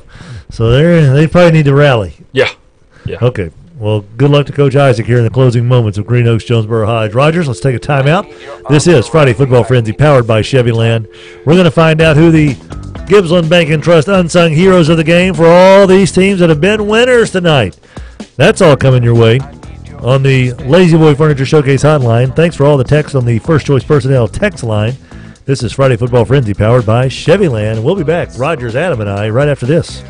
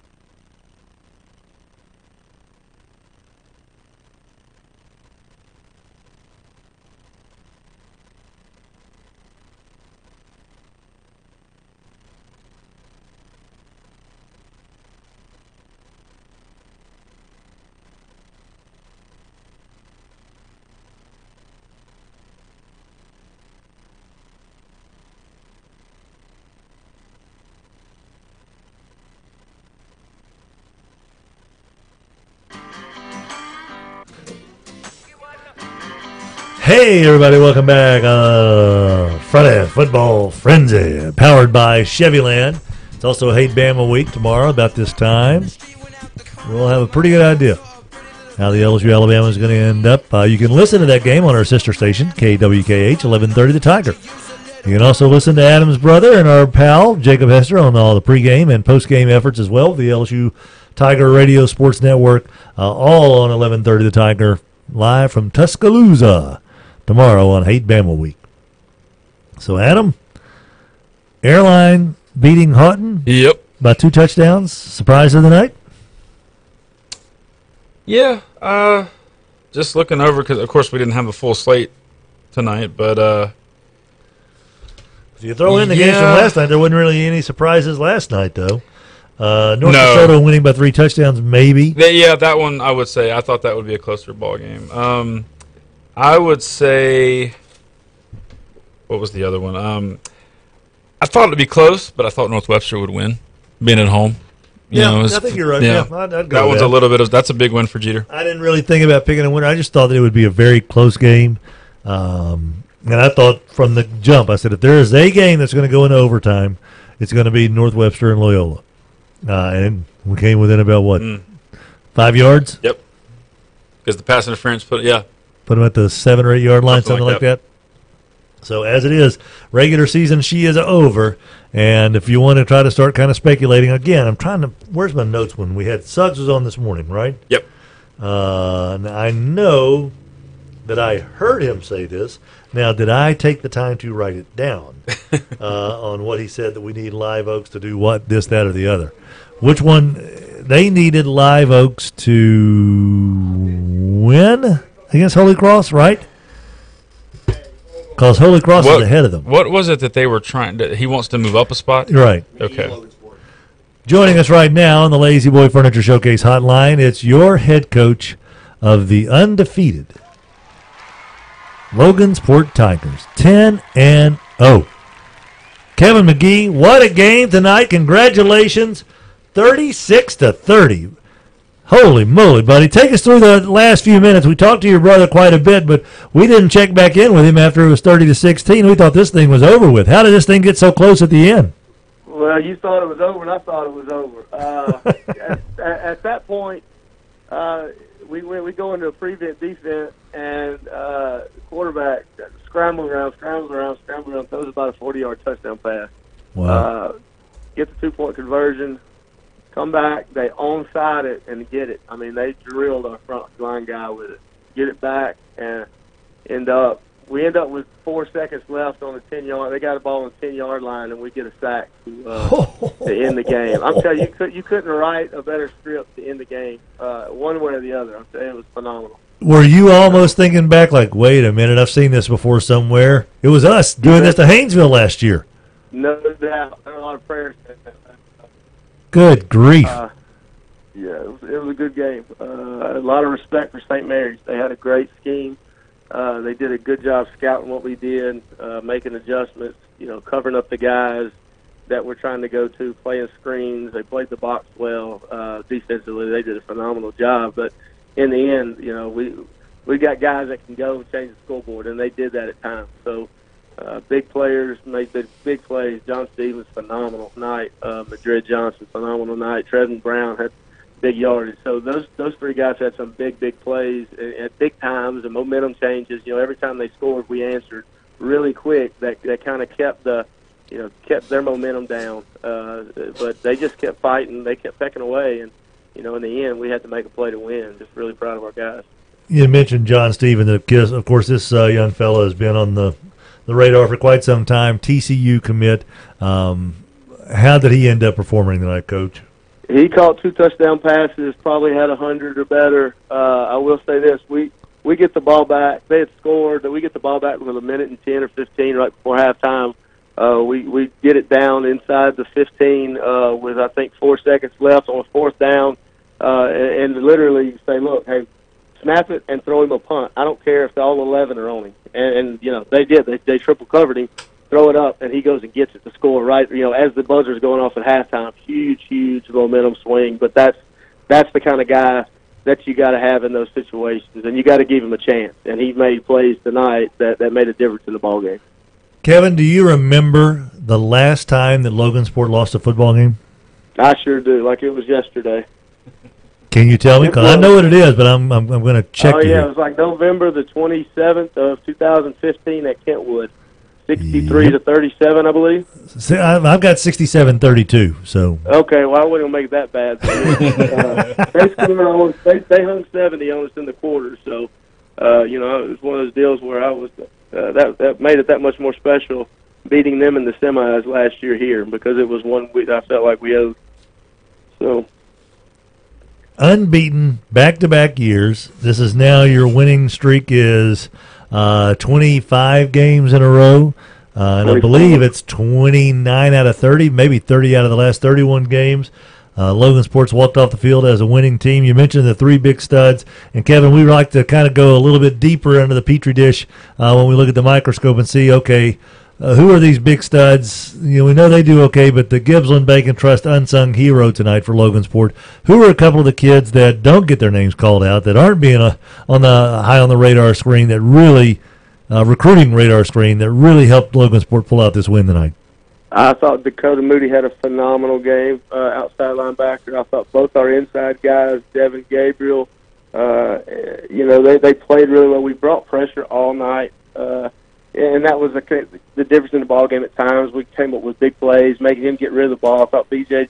Jackson at corner played a really good game. Austin Edgar, all over the place. He had several carries. He had a couple of catches out of the backfield, and in a couple of those drives, he punted for us. He kicked off, and he played safety and made some plays. So those type of guys are the guys that you got to have, as support players that come up big when those other guys really, really get focused on.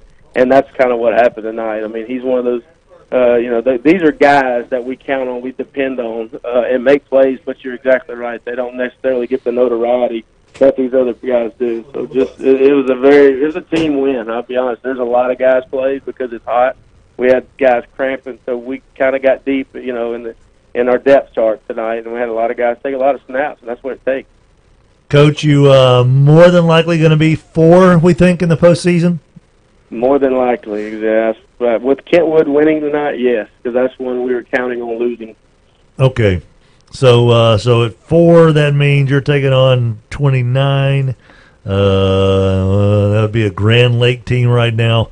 Not a whole lot to worry about there, we wouldn't think.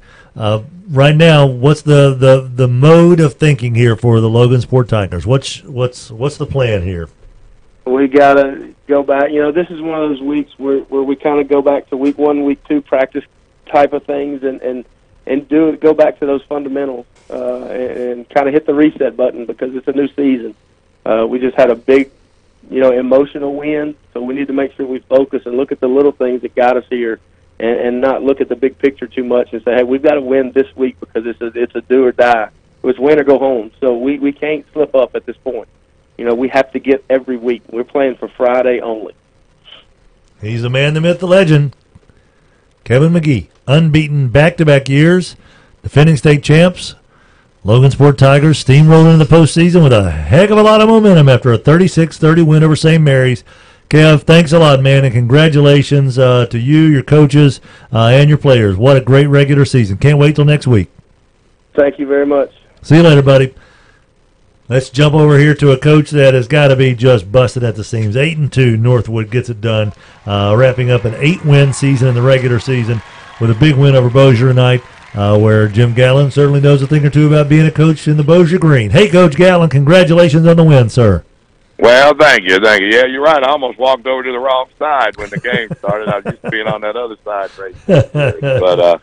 But yeah, it was a good win. I mean, we played good. We did well on specialty. We were just pretty well rounded. I'm gonna tell you, Bossier took it to us in the ground game. I thought they ran the ball at us, as good as anybody that we played all year. They took it to us on the ground, but our offense is able to score points, and that was really helped us tonight. So, but it's good to get out of there, Tim. I mean, like you said, where we were last year. I mean, Roy talked about this when we were being interviewed. 3 wins last year, 8 wins this year. We're relatively still pretty young. And I mean, we're real happy about where we're at right now. Coach, you got some kids that are standouts on this team, obviously. How did your big trio of receivers fare tonight, and how did Luke play? Well, I mean, I was just talking to our receivers coach. I mean, you know, we got, you know, 3 receivers in the top 10 in 4A, you know, and each of them did well tonight. I think Cedric, you know, Cedric had a touchdown, good. He had one and then caught another one on the 1-yard line, and you know, just returned a kickoff back for a touchdown. Trayon had an 80-yard score on a pass, and then had a punt return on a score. And Brown had some things. So they did well tonight. Luke, I mean, I don't know what the stats are. He threw 4 touchdowns, and I'm sure he was well over 200-something yards. And it was a good offensive night. We ran the ball well, got out of the game healthy, and that's always a good thing. So, you know, now we just wait and see and hope we get a good draw. Yeah, that's what's up next. Coach, we like to also pick your brain. We know how the studs played tonight for the Northwood Falcons, but it also takes, as Kevin McGee was just saying, those kids that do the dirty work, that grind it out, that aren't going to go to that next level, that this is, you know, they're winding down either a career or at least their year. The Gibbsland Bank and Trust unsung heroes tonight. Who are some kids that you just feel like really played well that may not get there, that Roy's not going to write about tomorrow perhaps? Well, and their names might be in the paper a little bit, but what I really like is DeShandrick Watson and Malik Wilson, 2 of our running backs that rotate in, rotate out, and you know, give us, you know, a good balance. And sometimes they're overshadowed by the receivers and the quarterbacks. But I'm gonna tell you, Tim, we got a running game when we have those 2 in the ball game, and those are the 2 that you know, they don't gripe, they don't think, they're 2 seniors, and Malik Wilson and DeShandrick Watson. We call old DeShandrick Stank, you know. Yeah. So old Stank, you know, and they're just always got a smile on their face. They're good students, and they're just good kids, man. That's good to hear, man. Jim Gatlin, of course, in Northwood. Coach, you're heading into the postseason. Looks like more than likely somewhere, Adam, what do you think, between 8, 9, 10? Yeah, I think that. I mean, you know, and honestly, Tim, sometimes it looks like, you know, I don't know if 8th is the best place to be. It just, you know, it's going to be real close. They get you a home game in the quarterfinals, doesn't it? 8 will. Yeah, no? It would. Second round. Quarterfinals playing Hornies. Well, yeah. Okay. Second round, yeah. Yeah, so I don't know. It's like I said, I mean, looking around, there's some, you know, and Adam probably know there's some teams that we could catch early that really, I don't, you know, the Franklinsons we talked about did early. Absolutely. You know, the Karen Crows. I mean, man, you start throwing them names out there, the Nevilles and stuff like that, you get a little nervous when you say them words, you know. And, you know, we're just, honestly, Tim, where we were last year and what we've been able to do this year, very happy about, you know, where we're at and you know, the kids' faces and, you know, Tim, and it's a worry as a coach, you know. Most of the people we'll probably play have been in them playoffs before. It'll be brand new to us. I mean, I think the farthest game we traveled this year was to Benton, you know, so we got to, you know, see what hopefully we're home, you know, definitely be home this first one, see what happens. And, but it's, you know, it's great. You know, like I say, Tim, normally I'm in the coach's office in the last 2 or 3 years trying to figure out if I can get to number 32. Yeah. You know, trying to see if that's, so now we know we're in, got to wait to see what we got. And then, just the thing, but I'll tell you, it's going to, if we bring our A game and we play well, it's going to take definitely a better than average team to beat us. We're playing pretty good football right now. They certainly are, buddy. The Northwood Falcons doing a lot of folks proud. And by the way, we really enjoyed having Coach Green as our correspondent tonight. He said, "I'm not as pretty as Morgan, but we're happy to be here." I said, "Yeah, he did a good job for us tonight. He had good things to say about y'all." Thank you. We love them Donnie Bickham Patriots, baby. You ain't gonna that's our bread and butter right there, man. You got that right, Coach. Yeah. Man, congratulations again on a great win, and can't wait, man. Week 11, Northwood football still alive and kicking. Yes, sir. Get it done. All right, thanks, Jim. Have a good weekend, buddy. Thank y'all. Appreciate you, man. All right, let's see here. Let's go to Reynolds Moore, head coach of the Benton Tigers. Hello there, Reynolds Moore. How's it going, buddy? Congratulations. Undefeated Benton Tigers. What's going on? Oh, man, just got back to the school. So just kind of get everything put up and get some rest, I guess. We'll get ready for the long haul next week. Well, Coach, this is one of those that we kind of knew that Mike Green's team was going to be outmanned, and they were. You were able to do what you needed to do and kind of get your kids out of there. Outside of accomplishing the win, what's the thing you enjoyed most about tonight's game against BTW? Man, I really enjoy watching our kids. You know, I mean, I feel like they've done everything we've asked them to do, and they've worked really hard for it. I mean, I know it sounds like such a coach thing to say, I guess, but just watching them, seeing them enjoy the moment, you know, and just kind of. You know, sometimes when you tell kids how you work hard and good things happen, good things don't always happen. Sometimes you work hard and you get hit in the mouth and you lose some games. There's a lot of teams around here that's happened too, and we've been fortunate this year and blessed to be on the winning side of it so far. So just watching them was very rewarding tonight. Coach, you're going to head into the postseason with I don't know how you can have more momentum than winning all 10 games you play in the regular season, but it sure looks like you're kind of locked in at 4. Is that where you're going to be? 3. 3? You think you're going to be 3 because of you think Warren Easton fall behind you? Is that what we're looking at? Yeah, they're gonna. Yeah, Easton's going to drop down. I think we're going to have just enough to get ahead of them. I think and be in the 3 slot, and which is I think a really good spot for us. Avoid having Carr in the semifinals. Heck yeah. Well, yeah, it puts Easton at 4, and you avoid Carr and Easton. So so you get you know, depending on how things shake out, the projections had us at 3, but I don't know how we could you know. Shouldn't drop below 3, and you know, it's kind of one of those things where Lakeshore's playing Salmon tonight and didn't know really who to root for because if Lakeshore lost would have felt like would have jumped to the 2 spot, but I didn't feel like Warren Easton would have gone to the 3, and so I kind of feel like Lakeshore winning, and they did was the best thing for us. But you know, look, you have to play everybody at some point, but if you can play, if you can hold off on some of the better teams. And of course, I watched some of that Carr game last night. And I don't think they're quite as good as they were last year, but they're still pretty dang good. So we can avoid them for as long as possible. We certainly want to do that. You know, by the way, not to get, I don't want to go too sidetracked, but weren't you a little surprised what Carr did to Easton last night? A little bit. But I'm going to tell you something. Carr does something that there's a lot of those schools in New Orleans that are so good don't do. Carr is as fundamentally sound as any team around here, as well coached as any team we play, and so when you combine that level of coaching, attention to detail, with that sort of athleticism, it's a pretty deadly combination. And certainly, I think this is my 9th year in Louisiana, and you know Neville's obviously been in the top 4A most of the time, and Carr's been up there for a lot of the time, and Easton's been up there, but Carr is just so dang well coached, and they've got so much talent that. They make it really tough to do some of the things that you do because they not only have athletes, but it's hard to fool them because they're also well coached. Yeah, that's the way it's been for quite some time. I mean, they have become synonymous with semifinals and finals. I know that much. Coach, we'd like to pick out, you know, obviously you've got kids that have been talked about ad nauseum, you know, all season long. And Garrett's had his name in the paper and on TV and on our show for months and months and months and years. But we are friends over at Gibbsland Bank and Trust. We kind of consider them the unsung heroes of finance. So they want to recognize the kids that don't typically get that spotlight who played well. So who was your unsung hero tonight?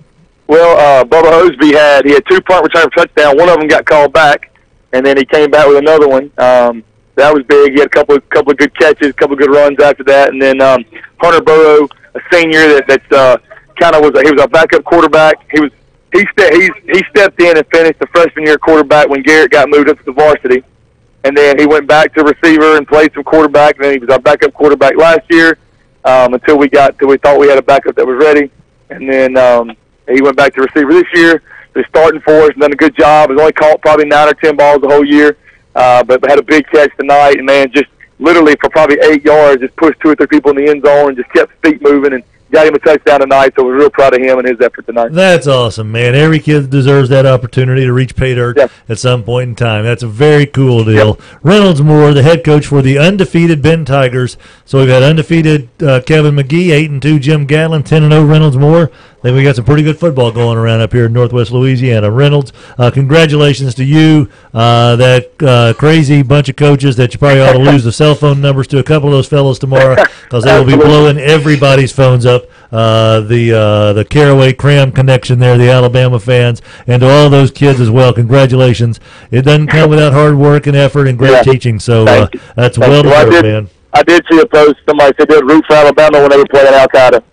So I think that's kind of a sentiment for most of Louisiana tomorrow. I get to sit back and be unbiased and just watch it. So enjoy some football. Yeah, I whatever I do, if I see anything coming from a Cram or a Caraway, I ain't touching it. Yeah, no, just don't answer. Let it go. I ain't answering that phone. I know that much. All right, Coach. Enjoy the weekend, buddy. Adam, why don't you catch us up on all the scores tonight, buddy, before we take our final time out of the night here on Friday Football Frenzy, powered by Chevyland. Sure thing. Airline 35, Houghton 21. Parkway 41, Southwood 21. Benton 55, BTW 12. Woodlawn and Huntington apparently is not over yet. No way. There's no final score, and Roy's at the game. He's not posted any final score. It's either over. It's either over or just about over. So I don't know what's going on there. But anyway, Woodlawn 40, Huntington 14. Northwood 56, Bossier 28, Loyola 21, North Webster 14, Haynesville 60, Ringgold nothing, Manny 50, Winfield nothing, Homer 36, Plain Dealing 14, Logansport over St. Mary's 36-30, Jonesboro Hodge 32, Green Oaks 26. Is that a final? That is a final. Yeah, West Monroe 53, Natchitoches 7, Lakeview 26, Bunkie 20 in overtime, Arcadia 36. I'm sorry, Arcadia 36 and Lincoln Prep 25. Adam Hester with your scores. Friday Football Frenzy powered by Chevyland. We'll take our final timeout. Got a few more coaches we can try to get into here with the last 13 minutes of the show. Remember, you can listen to the rebroadcast of the final hour tomorrow on 11:30 The Tiger, KWKH, between 8 o'clock in the morning and 9 o'clock in the morning. So if you missed the coaches' interviews, and Eggman says, by the way, they're still playing at Independence Stadium. Unbelievable. I think Eggman might be just getting a corn dog out there. It's 40-22 Woodlawn right now. Crazy. All right, Friday Football Frenzy powered by Chevyland. Rogers Hampton taking us to the break. He can feel the earth move under his feet. And we'll be back right after this.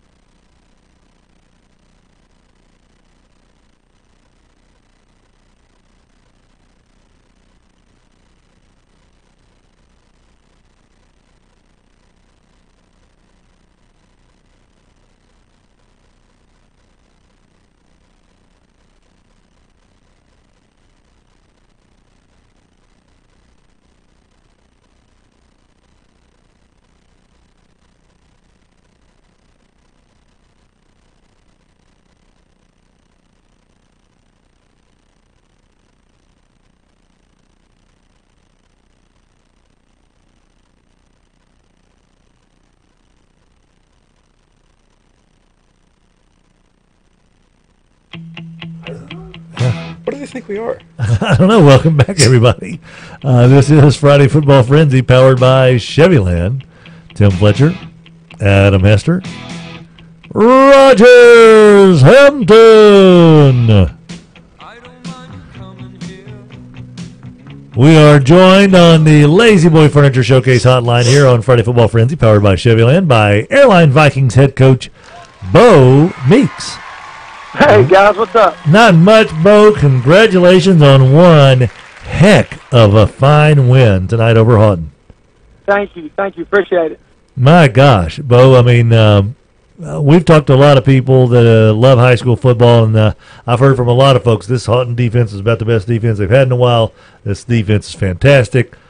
And then we heard from people covering the game for us that Airline handled that line of scrimmage tonight like no other. Coach, what was the key tonight with that line of scrimmage basically being owned by the Airline Vikings? First of all, hats off to Coach Brotherton and Houghton. I mean, they've had a tremendous season, and they had a lot of fight tonight. They sure didn't make it easy, but you know, they got after us pretty good early. We had trouble running the ball early, but kind of settled in, and you know, the offensive line took over. JoJo and Thomas Williams both had great nights tonight, and you know, we just kind of warmed down and made the plays we needed to. You know, just really, really proud of our entire team. You know, you mentioned Cameron, JoJo Davis. This kid's a fire plug.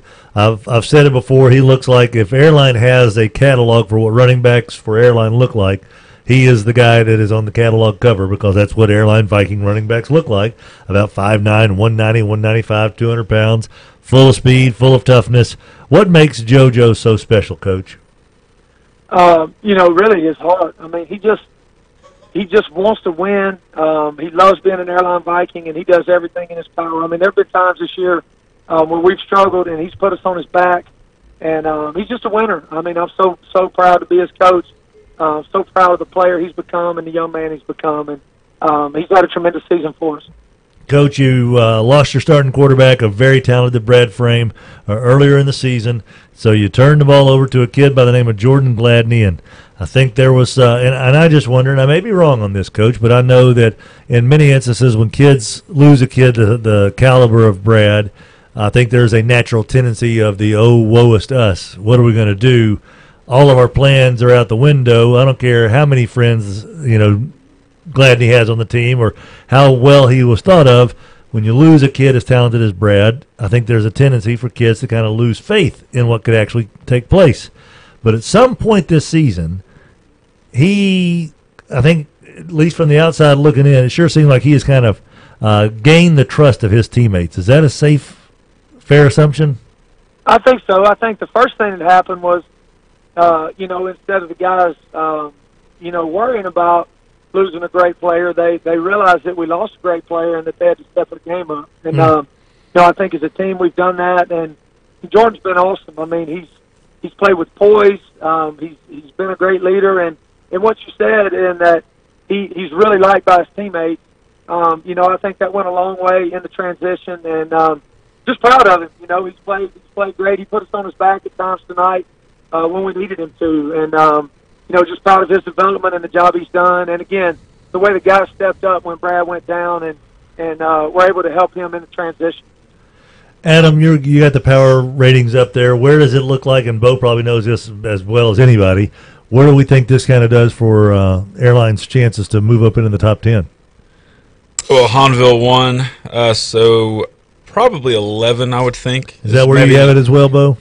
11 to 12. Yeah, it looks 11 like 12. We're going to be 12-3, I think, if my math. Well, depending on North Webster, did they win or lose? North Webster will lost tonight, 21-14. Okay, so we're probably around 12-2 was where I had us. So I think 12 to 11. But you know, right now we'll figure it out. But we're just excited right now. Well, we're kind of figuring, because the thing that we were looking at is this could very well be Ash coming to town. Yep. And that would be kind of an interesting matchup in that first round for you guys. Oh, okay. Yeah. Okay, that sounds good. Nothing wrong with that. Coach, we like to also, we hear about the kids, and JoJo certainly's name has been sprinkled around on Thursdays and Fridays for a couple of years now. But those unsung heroes, Gibbsland Bank and Trust, the unsung heroes, the kids who do the dirty work, who may not get their name called out by the PA man, whose parents are watching him, but maybe not a whole lot of other people are watching what he's doing out there. Who are some of your Gibbsland Bank and Trust unsung heroes tonight? I'd have to say the offensive line.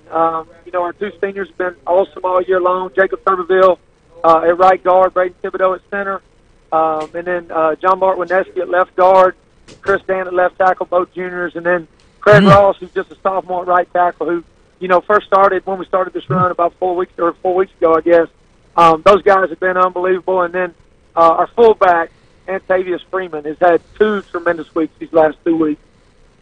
Antavius Freeman. All right, I'm going to, man, there's something about it, and I'm looking here at Hester, who's certainly knows a thing or two about what it's like to have a fullback in the family. Sure. To have a kid that can open up holes and bring up those tough yards for you, Coach. What a win. I mean, just really is. And I really thought that, and Adam and I were both talking about this, this is not necessarily, it's not a shock by any stretch of the imagination. I think the talent level is pretty doggone equal, but playing in Houghton, I certainly thought Houghton was going to be able to get you guys tonight by 1 score is what I would have picked.